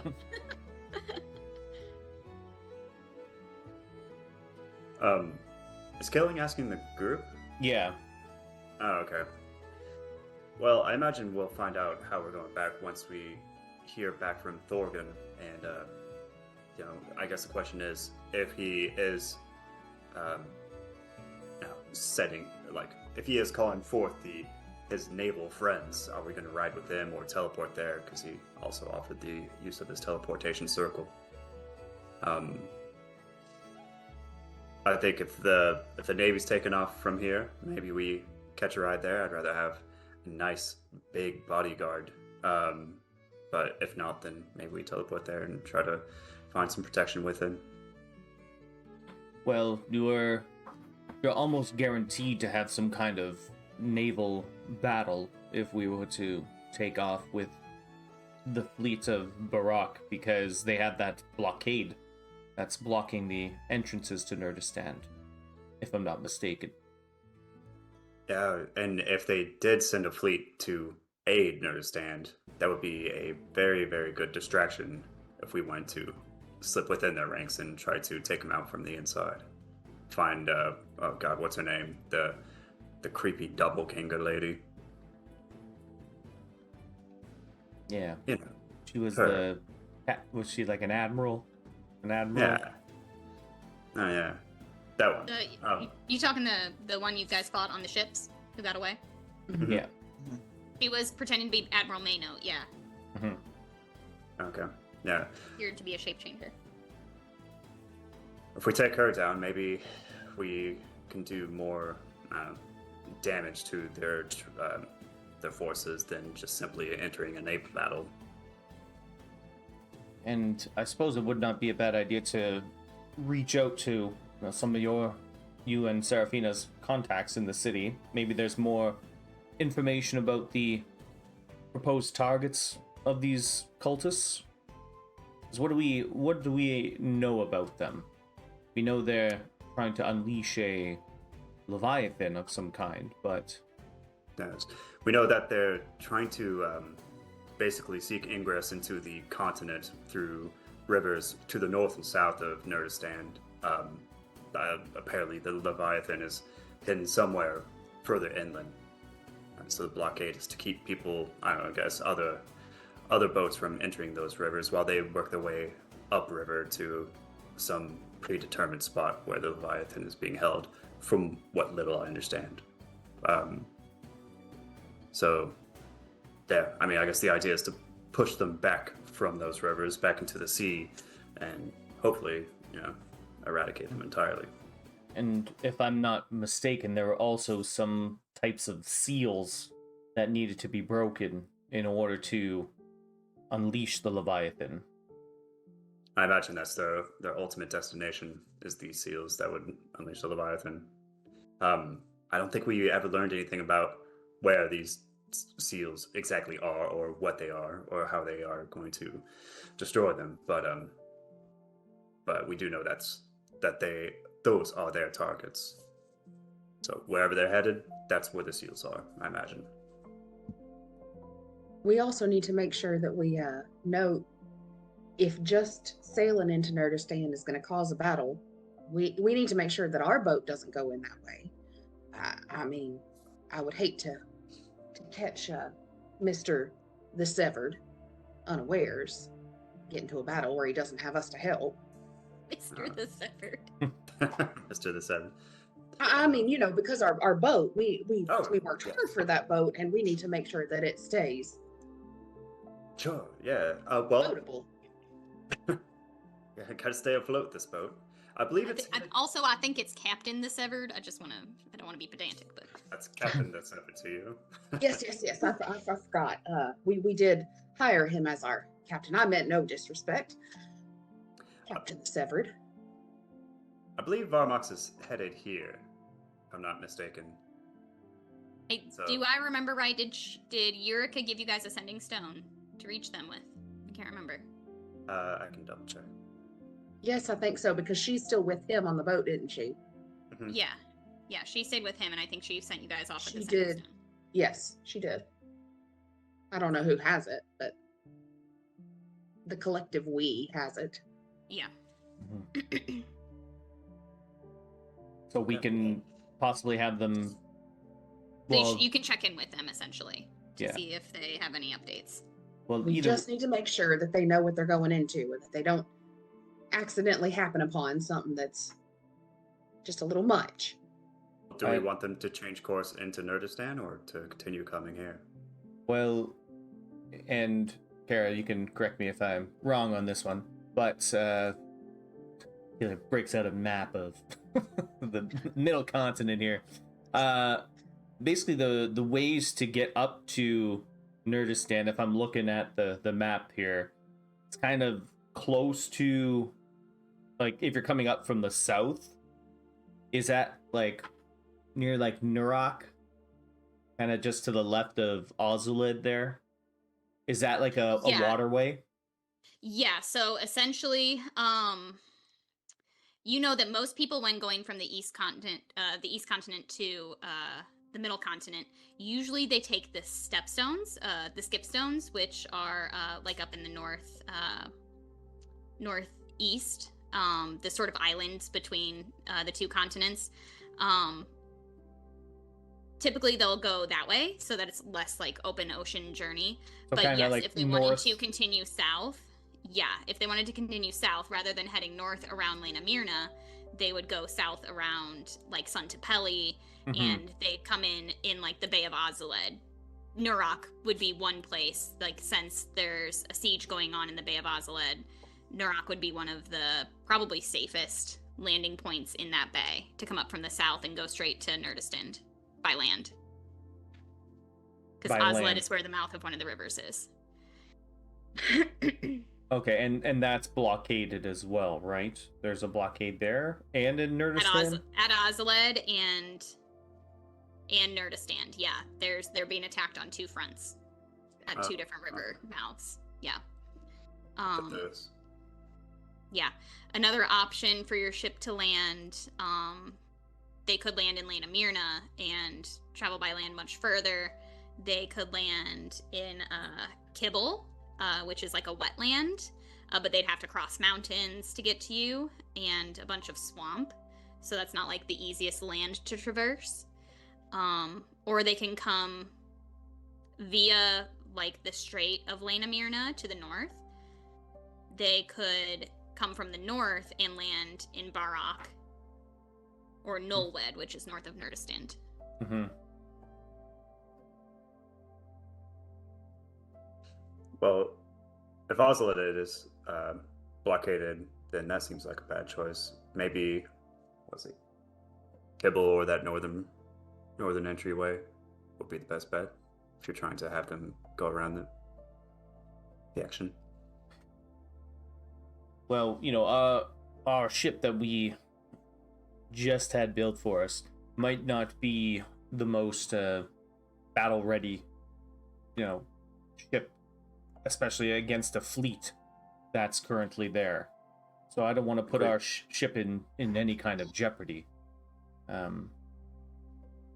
So I don't know if bringing them in, at least until this blockade is broken, is a good idea. I would agree, yeah. So we should just perhaps continue our original plan of having the ship come here, maybe call them on the sending stone, tell them to stay here when they get here, not try to follow the rest of the ships to battle. Is that the idea? Well, they are still a few days away, at least probably at this point, 11 days at this point now? Yeah, 11 days at this point from where you are, yeah. It would be 9 or 10 days if you were to land, further east. But yeah, from you, it's 11 days. Okay. Well, we don't want them to stay too far away because, what if we need a quick exit or something? If we're inland, hopefully we can rely on some teleportation circles or something. True. I'm sure the mages of what's your school called again? Ados? Luminara. The Luminara. Yes. How could you forget? I couldn't remember what it was. Maybe they could arrange some kind of teleportation circle for us if we need to get out quickly, at least inland. But looking at our options, I feel as though we need to see what kind of forces we can muster to bring against this cult here.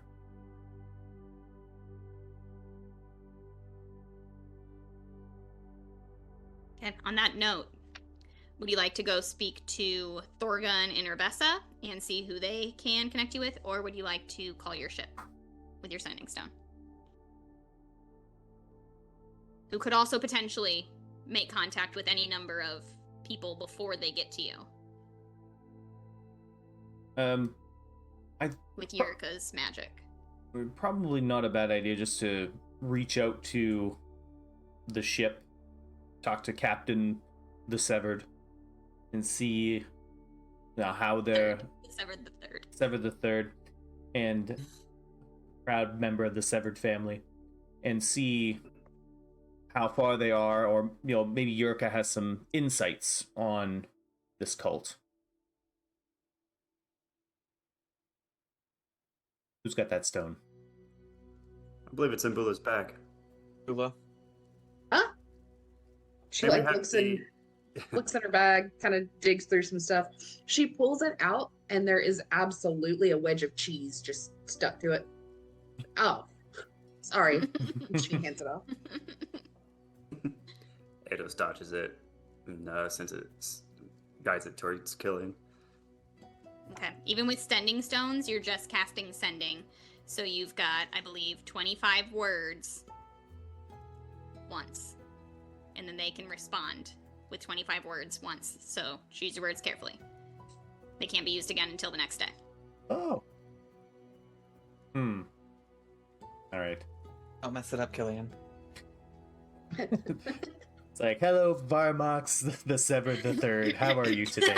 Yeah, you say Okay. words just on his official title. I'm not actually saying that. Yeah. Plan your speech and then let me know. So what information are we wanting to get across and have them relay back to us? That's the question. In 25 words or less. Well, any new information on the forces attacking Ascendrial, and to stay in this place until we can get back to them. So we want them to continue to come to Barak? Is that the plan? Well, it's going to take them 11 days to do so. Yeah. If we wanted them to change course in a couple of days, we'll have another charge on the sending stone and ask them to change direction. Unless Yeah. you just want to send them over there right now, but we kind of don't know how we're getting there yet either. Yeah, I think it's probably best to have them maybe head through the Lena Myrna Strait there, and that will take them a few days at the very least to get there and pass through. And by the time we come to a decision, we can reach out to them tomorrow, because it's going to take them a few days to even reach the middle continent still. Yeah.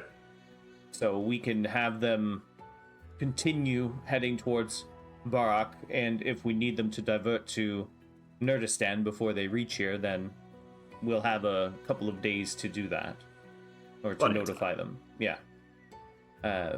But I think right now, maybe we want to rely on Yurika to get a little bit more information about what's going on down there. Agreed. All right, so we'll phrase it as continue to Barak. Yes, continue to Barak, and then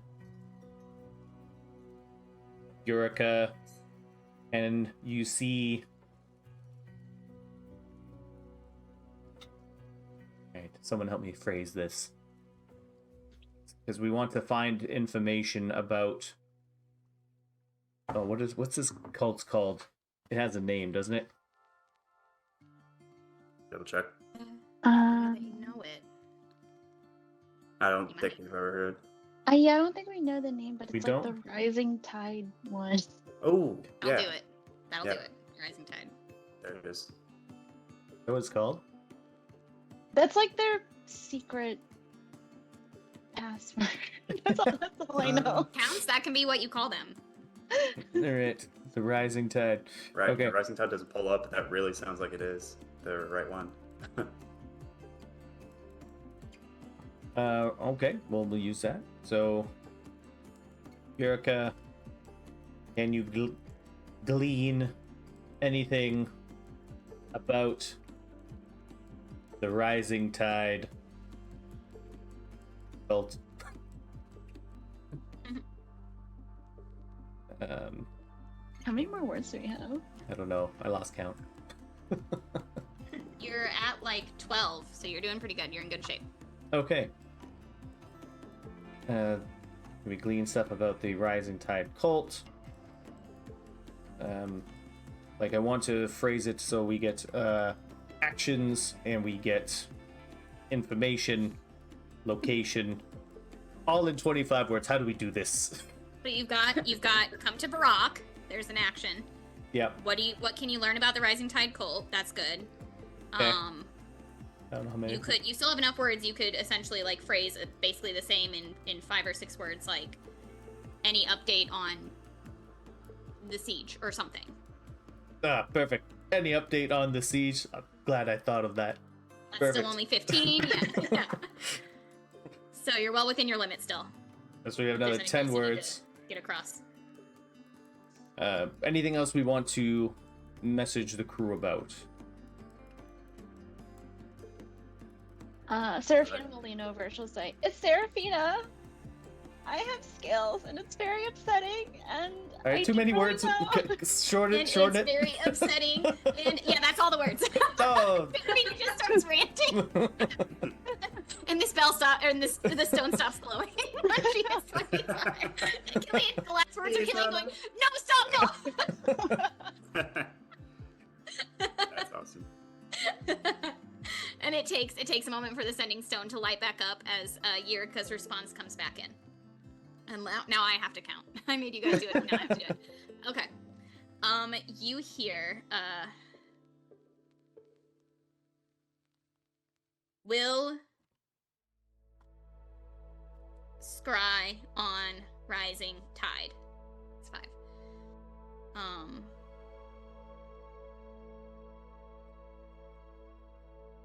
Making way to Barak. 10 days out.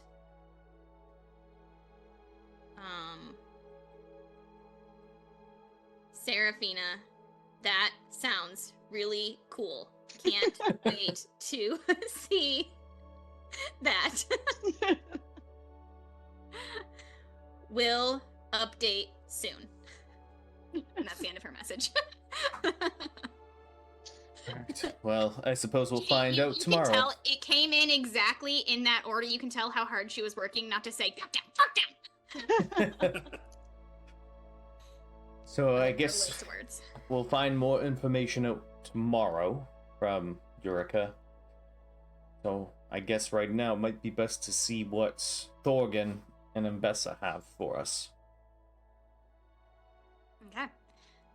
You guys head out to find them, and I think, unless correct me otherwise, I think the obvious place to look would be in Thorgun's chambers, his giant chambers.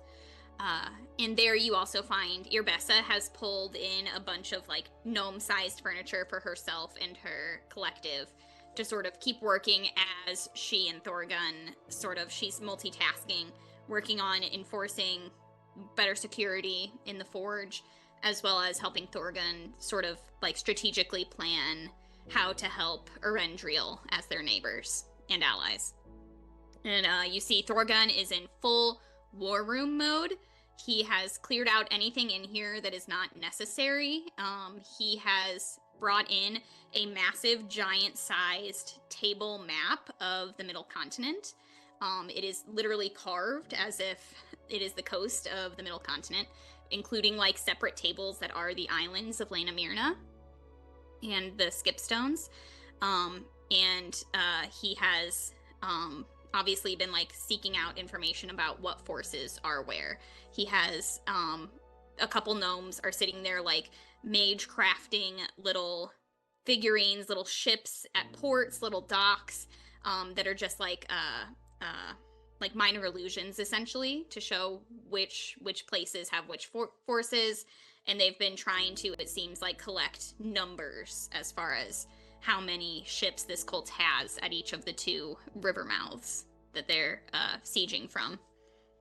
So as you walk in, he's sort of like knee deep in different like spell work. There's lots of different gnomes in here helping him do spell work, as well as some giants who are like working through inventories of what they have here in the city and contracts that they have with different lands and countries and kings, so that they can take note of who they could call in favors from without like breaking their neutrality, essentially.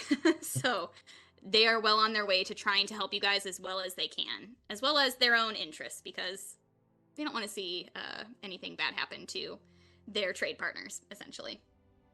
It's in their best financial interest to make sure that they have lots of people to fund their research and projects. So you guys walk in. Thorgun turns to you all. Irbessa is still kind of multitasking, so she's a little bit less receptive to you guys, but Thorgun takes a moment and what have you learned? Well, we won't have information until tomorrow. We have a friend of ours that is magically scrying on the enemy currently, but we won't be able to reach her until tomorrow. All right. Well, we have sent out messages ourselves to as many allies of the Middle Continent as we could find. We've got a bit of information back, but essentially we plan to have an assembly here of every available leader of the Middle Continent, able to come in aid of Rendriel. This is a part of the Lena Mirna Accords that we would all defend each other as well as we possibly could in perpetuity. So tomorrow is an early enough time as ever for you to hear back any new information, because I'm sure we'll hear more from the leaders as they arrive. Luckily, most of them have teleportation here into the city. So I'm assuming a lot of them will be able to get their affairs in order and come as soon as they can, or are we expecting a few days of waiting? No, anybody who can make it will make it tomorrow by morning. They are packing their affairs and readying their troops if needed, and they themselves will arrive to take orders and to plan tomorrow. Okay. At daybreak, hopefully. We've called in from everywhere. We have heard in the positive from Thrasnulim, who are the easiest for us to get a hold of. You know, Thrasnulim is Bula's country, the country of dwarves to the south, who provide most of the ore. They are the biggest trade partner with Morn, simply by geography and by necessity. He says Thrasnulim obviously will arrive tonight, probably by land rather than teleportation, but we also have the burgomasters from Urkaliert. We've got Kibble and Undular coming in, the Swamp Queen herself, though they don't have much to offer as far as forces go, being a swamp city of trade. And the Republic Council, 4 of the 8 members are coming from Lena Mirna.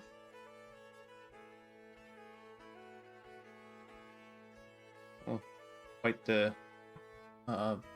the group that we'll have here. We find while we don't have to make calls for war and backup very often, neutrality has its benefits. And being able to call on friends as needed. Can't guarantee all of the people arriving will be friends with each other, but at the very least, they know the rules of Morn. And have you learned anything about the blockades on Nurdistand? I've heard from the Triumvirate in Rendriel. I spoke recently with Bellinor Aurora. She's really the only person from Rendriel we do trade with.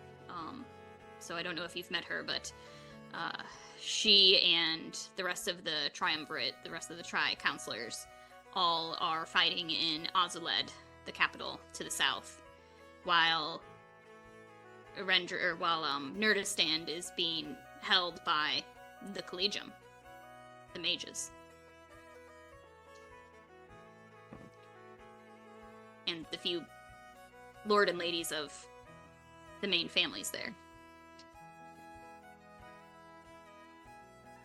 And how are they holding out the mages of Nurdistand? They are holding. They seem to have had some forewarning to this. They were prepared for some sort of incursion, it seems, based on recent events that I was not made privy to yet, but it seems lucky that they had fortified their defenses a bit before this all occurred. Well, we were present when this group made their initial attack on Nurdistand. So this is not a flash in the pan. This is not a random occurrence. No, they had individuals infiltrate the Triumvirate, acting as admirals. So they were able to potentially cripple the Triumvirate navy or plant their sycophants all throughout the Triumvirate. So they've been plotting this for quite some time. And if we all had a better method of communication amongst our different peoples, then perhaps we all could have been more prepared. But hindsight's 20/20. Yes, we can only move forward, and what we have to offer is weaponry and gumption. So hopefully what the rest can offer will turn the tide of this cult. Mm-hmm. And regardless, we ourselves were just trying to discuss what might be the best method of going after this cult here. We don't know what sort of naval forces are at play, but you also mentioned you have access to teleportation circles, so that's to Nurdistand or Ozuled. unfortunately, yes, we have a teleportation circle to Ozuled itself. We do not have one to Nurdistand. It's a bit more protected, but and a bit less active in the trade. Ozuled is really the trade port for us. However, and he looks at the map and he says,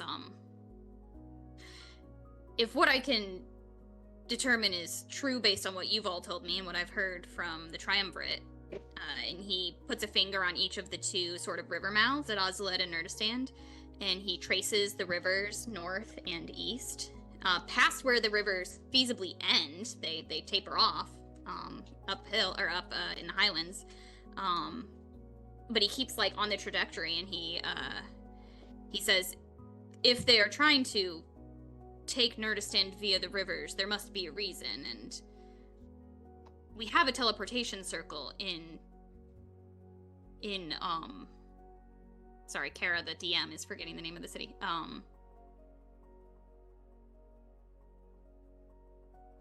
In Dagda Horgun. So if you prefer not to be dropped in the middle of the siege, we could drop you inland to attack from within land.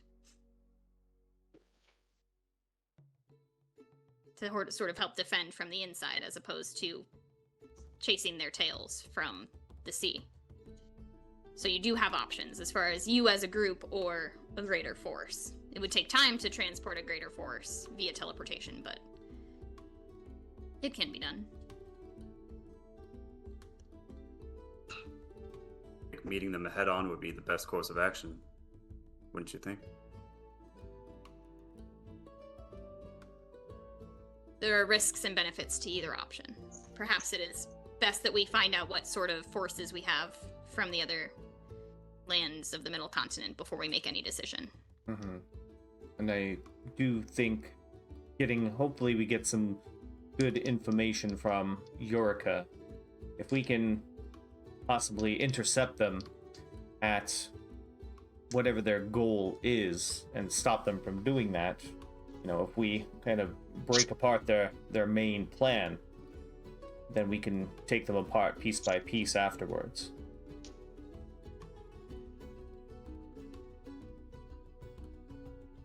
Thorgan sort of sits back and he says, "You all seem to know much, and I am merely a strategist. I am even a neutral party at this, if not more leaned toward the success of Nurdistand, but what do you suppose to be the goal of this incursion? From what we understand, it's to raise what they believe it to be a sleeping leviathan. A leviathan. Leviathan. Interesting. You see your Bessa, like, finally stops, like, working and muttering to herself and looks over at you all. Leviathan? Which one? So glad you asked. I won't make you dig if you don't want to dig, because I know I've told you. I think. Do you know? Oh, Uh, yeah. I need to keep better track of what I've told you. Yes, And what's just it's- lore in my head. No. Barizal. Barizal. Barizal. Yeah. Yeah, the Leviathan Barizal. The drowned dreamer. I thought it was legend. They seem to think otherwise. They say that there are seals keeping it underwater, underground, making it sleep. And they seek to break those seals to unleash it on the lands. That is what they say, that it is sealed beneath a freshwater lake, and once freshwater meets saltwater, it will rise again. Oh, I think that's more information than we had as to where the seals might be. She says, well, leave it to a gnome to know more than anybody else, but not be asked. He goes right back to work. And Thorgun leans over this table and sort of traces again the lines of the rivers. Says lakes. And he scans and scans and scans, and finally he indeed finds on this well-carved table, there's no, like, water necessarily marked on this table, but you can see a small divot inland of Erendriel, and he points and says, this lake. This is... If these two rivers at some point in history met, this is where they would have both been a source. This is a... He says, Irbessa, what is it called when a river is... When a river is fed from beneath ground? And she's like, it's a natural spring from the mountains, from the highlands. And he says, this is where both those rivers would have been born. Before even the time of the Dionic Wars. If that ever were to occur, this lake would be that point. Good place to start as any. That's I mean, seems too specific to not be it. He goes back to, like, rubbing his stone beard. He's like, you can see, like, his, like, stone giant skin grows, like, almost like moss as a beard. It's like lichen that grows on whetstone. He sort of ponders and looks around the map again and considers, and you hear him sort of muttering to himself about how difficult it would be to get forces in toward that lake without being able to go upriver with multiple ships of a force. So he's sort of thinking to himself as you all ponder this map. You can see the lake he's pointing at. He calls it Lake Kizdinar. Lake Isdinar? Yeah, I will pop that into the Discord for you.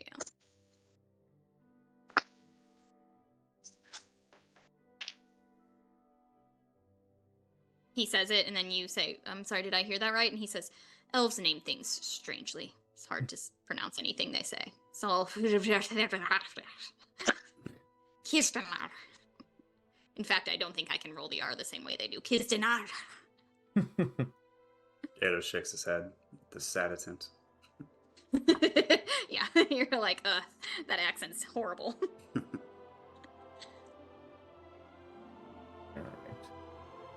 Okay. So, it sounds like we have a plan of some sort. Oh, well. At least, do you think that would be beneficial for us to head out there to take a look and, send us as the vanguard of sorts? Are you asking, Thorgan? And Eidos at the same time. Yeah, It Eidos. says, Go ahead. as a group well positioned to take care of themselves as well as get information, I would trust no forward attack more. You would certainly make better way than any number of my dwarves or elves, or dwarves or, sorry, giants or gnomes could. But it is a Perhaps risk. It's a risk. Surely no greater risk than having asteroids thrown on our heads here. But I mean, maybe it would be best served by slipping in with just our small group, you know, just in case they've sent their own advance guard. You know, if we show up with an army, then they'll know that they've been had in a trick or something. I'm no good at warfare, but maybe we can slip in, at least get established in the place and ready ourselves and the eventual troops for battle there. A sort of recon mission.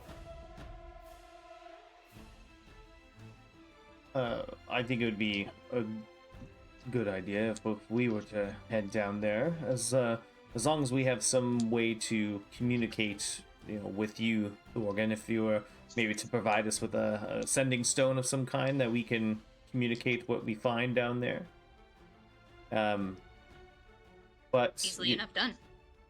But before we go any further, I think maybe it's best to discuss this with the rest of our party members. As me and Eidos here I don't want to speak for everyone else. I want to hear their opinions on the matter. Just the chatty ones here. Mm. Eidos has fashioned a thin strip of leather that he slides the new sending stone on, and I think that's 3 sending stones we have. One for Archangel, one for Eureka, one for Thorgan, and it's going to tie it around Killian's waist like a dad with the cell phone on the belt. That's a lot of sending stones. I need pouches. Put some pouches on this. You've got so many work phones. If you want to go on a date, that girl's gonna be like, "This guy's a weirdo." I'm a busy man. Let me tape a sending stone to my ear as well. Sorry, I have to take this home. Sending stick. For your mouthpiece. Okay. Yeah.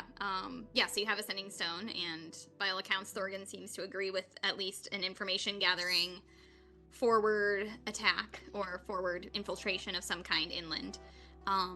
He suggests that he drop you in Dagdahurgan, which is that inland city. He mentions tomorrow we can make contact with the mayor of Dagdahurgan. His husband is Skotmak Emberguard, the guildmaster of the Emberguard clan and one of the triumvirate counselors. So he's as updated on what's been happening as anybody, and he'll be able to help you get inland as fast as possible.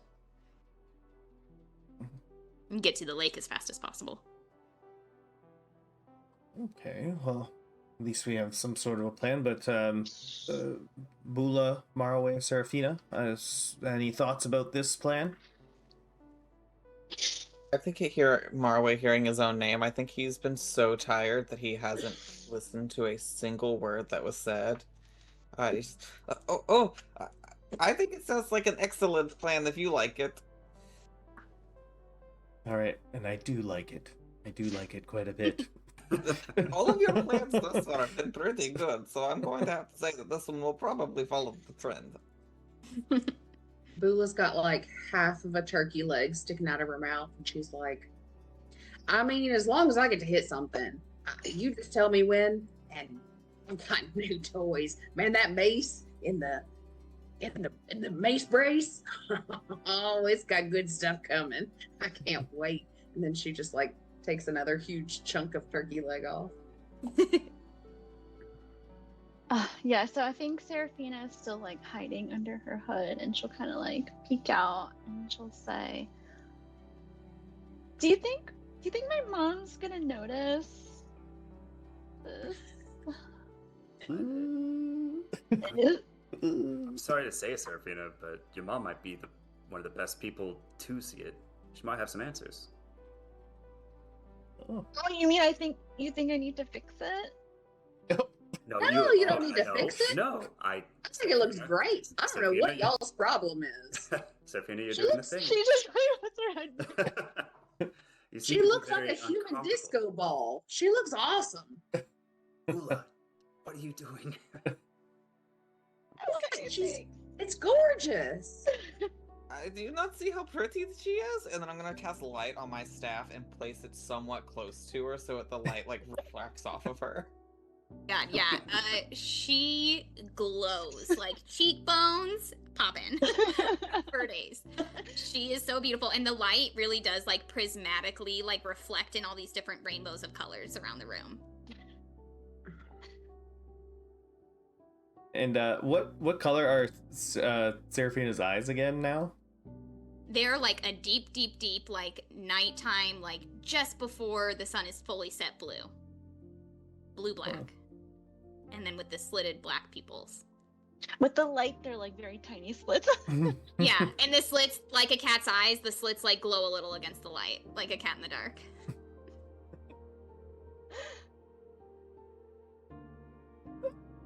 Oh, Serafina, you look amazing. Even more vibrant and flashy than you've ever been. Thank you. She's got that like blonde dyed plumage of hair coming off the top, but like the spikes of a dragon going down the back of her skull. Do you think they're gonna recognize me? Or do you think I can just pretend to be someone different? Good question. No. Everybody, I don't know that these guys are the best judge, but I'm gonna let them roll an insight check to know the truth. What they say to you is a different story. Marway with an at 20. 6. 6. Oh. With that one.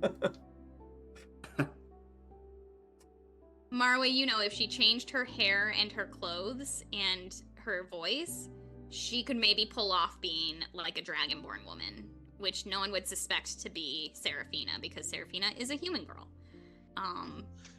But as she is now, Serafina is a one-of-a-kind little masterpiece of a girl. So she would have to be pretty good at deceiving to convince people that she's not her, and would have to change her physical appearance, the parts of her that are still so Serafina. I don't know. I think they're going to recognize you anyway because your personality always shines through. Good answer. Oh my god, that's true. Girl, you're still Serafina. Now you're just fierce Serafina. Yeah, Go ahead. Everybody who's talking to her, roll a perception check. That one. That 10. one. More nat ones. I got a natural 2 thanks to exhaustion. Nuh-uh. Dane, what was yours? Oh, 6 plus mine's 5. a 0 actually because I have -4 from exhaustion. A 0. And Matt. then Dane, what was yours? 11. 11. Okay. Dane would be the only one to notice. Like, this is the first time Serafina has, like, smiled or giggled at, like, your personality shines through. She went, like, and you see, like, it's like she still has kind of human teeth, but they're more canine. It's like she has, like, only canines. They're a little sharper. Not, Killian, like, so much that they're fangs, but, like, they're all canines in there. Killian, like, tries to mask his expression as he sees, like, Serafina's smile. It's like, oh, that's nice. Oh. He just looks. He looks away she does quickly. look fierce, even in smiling.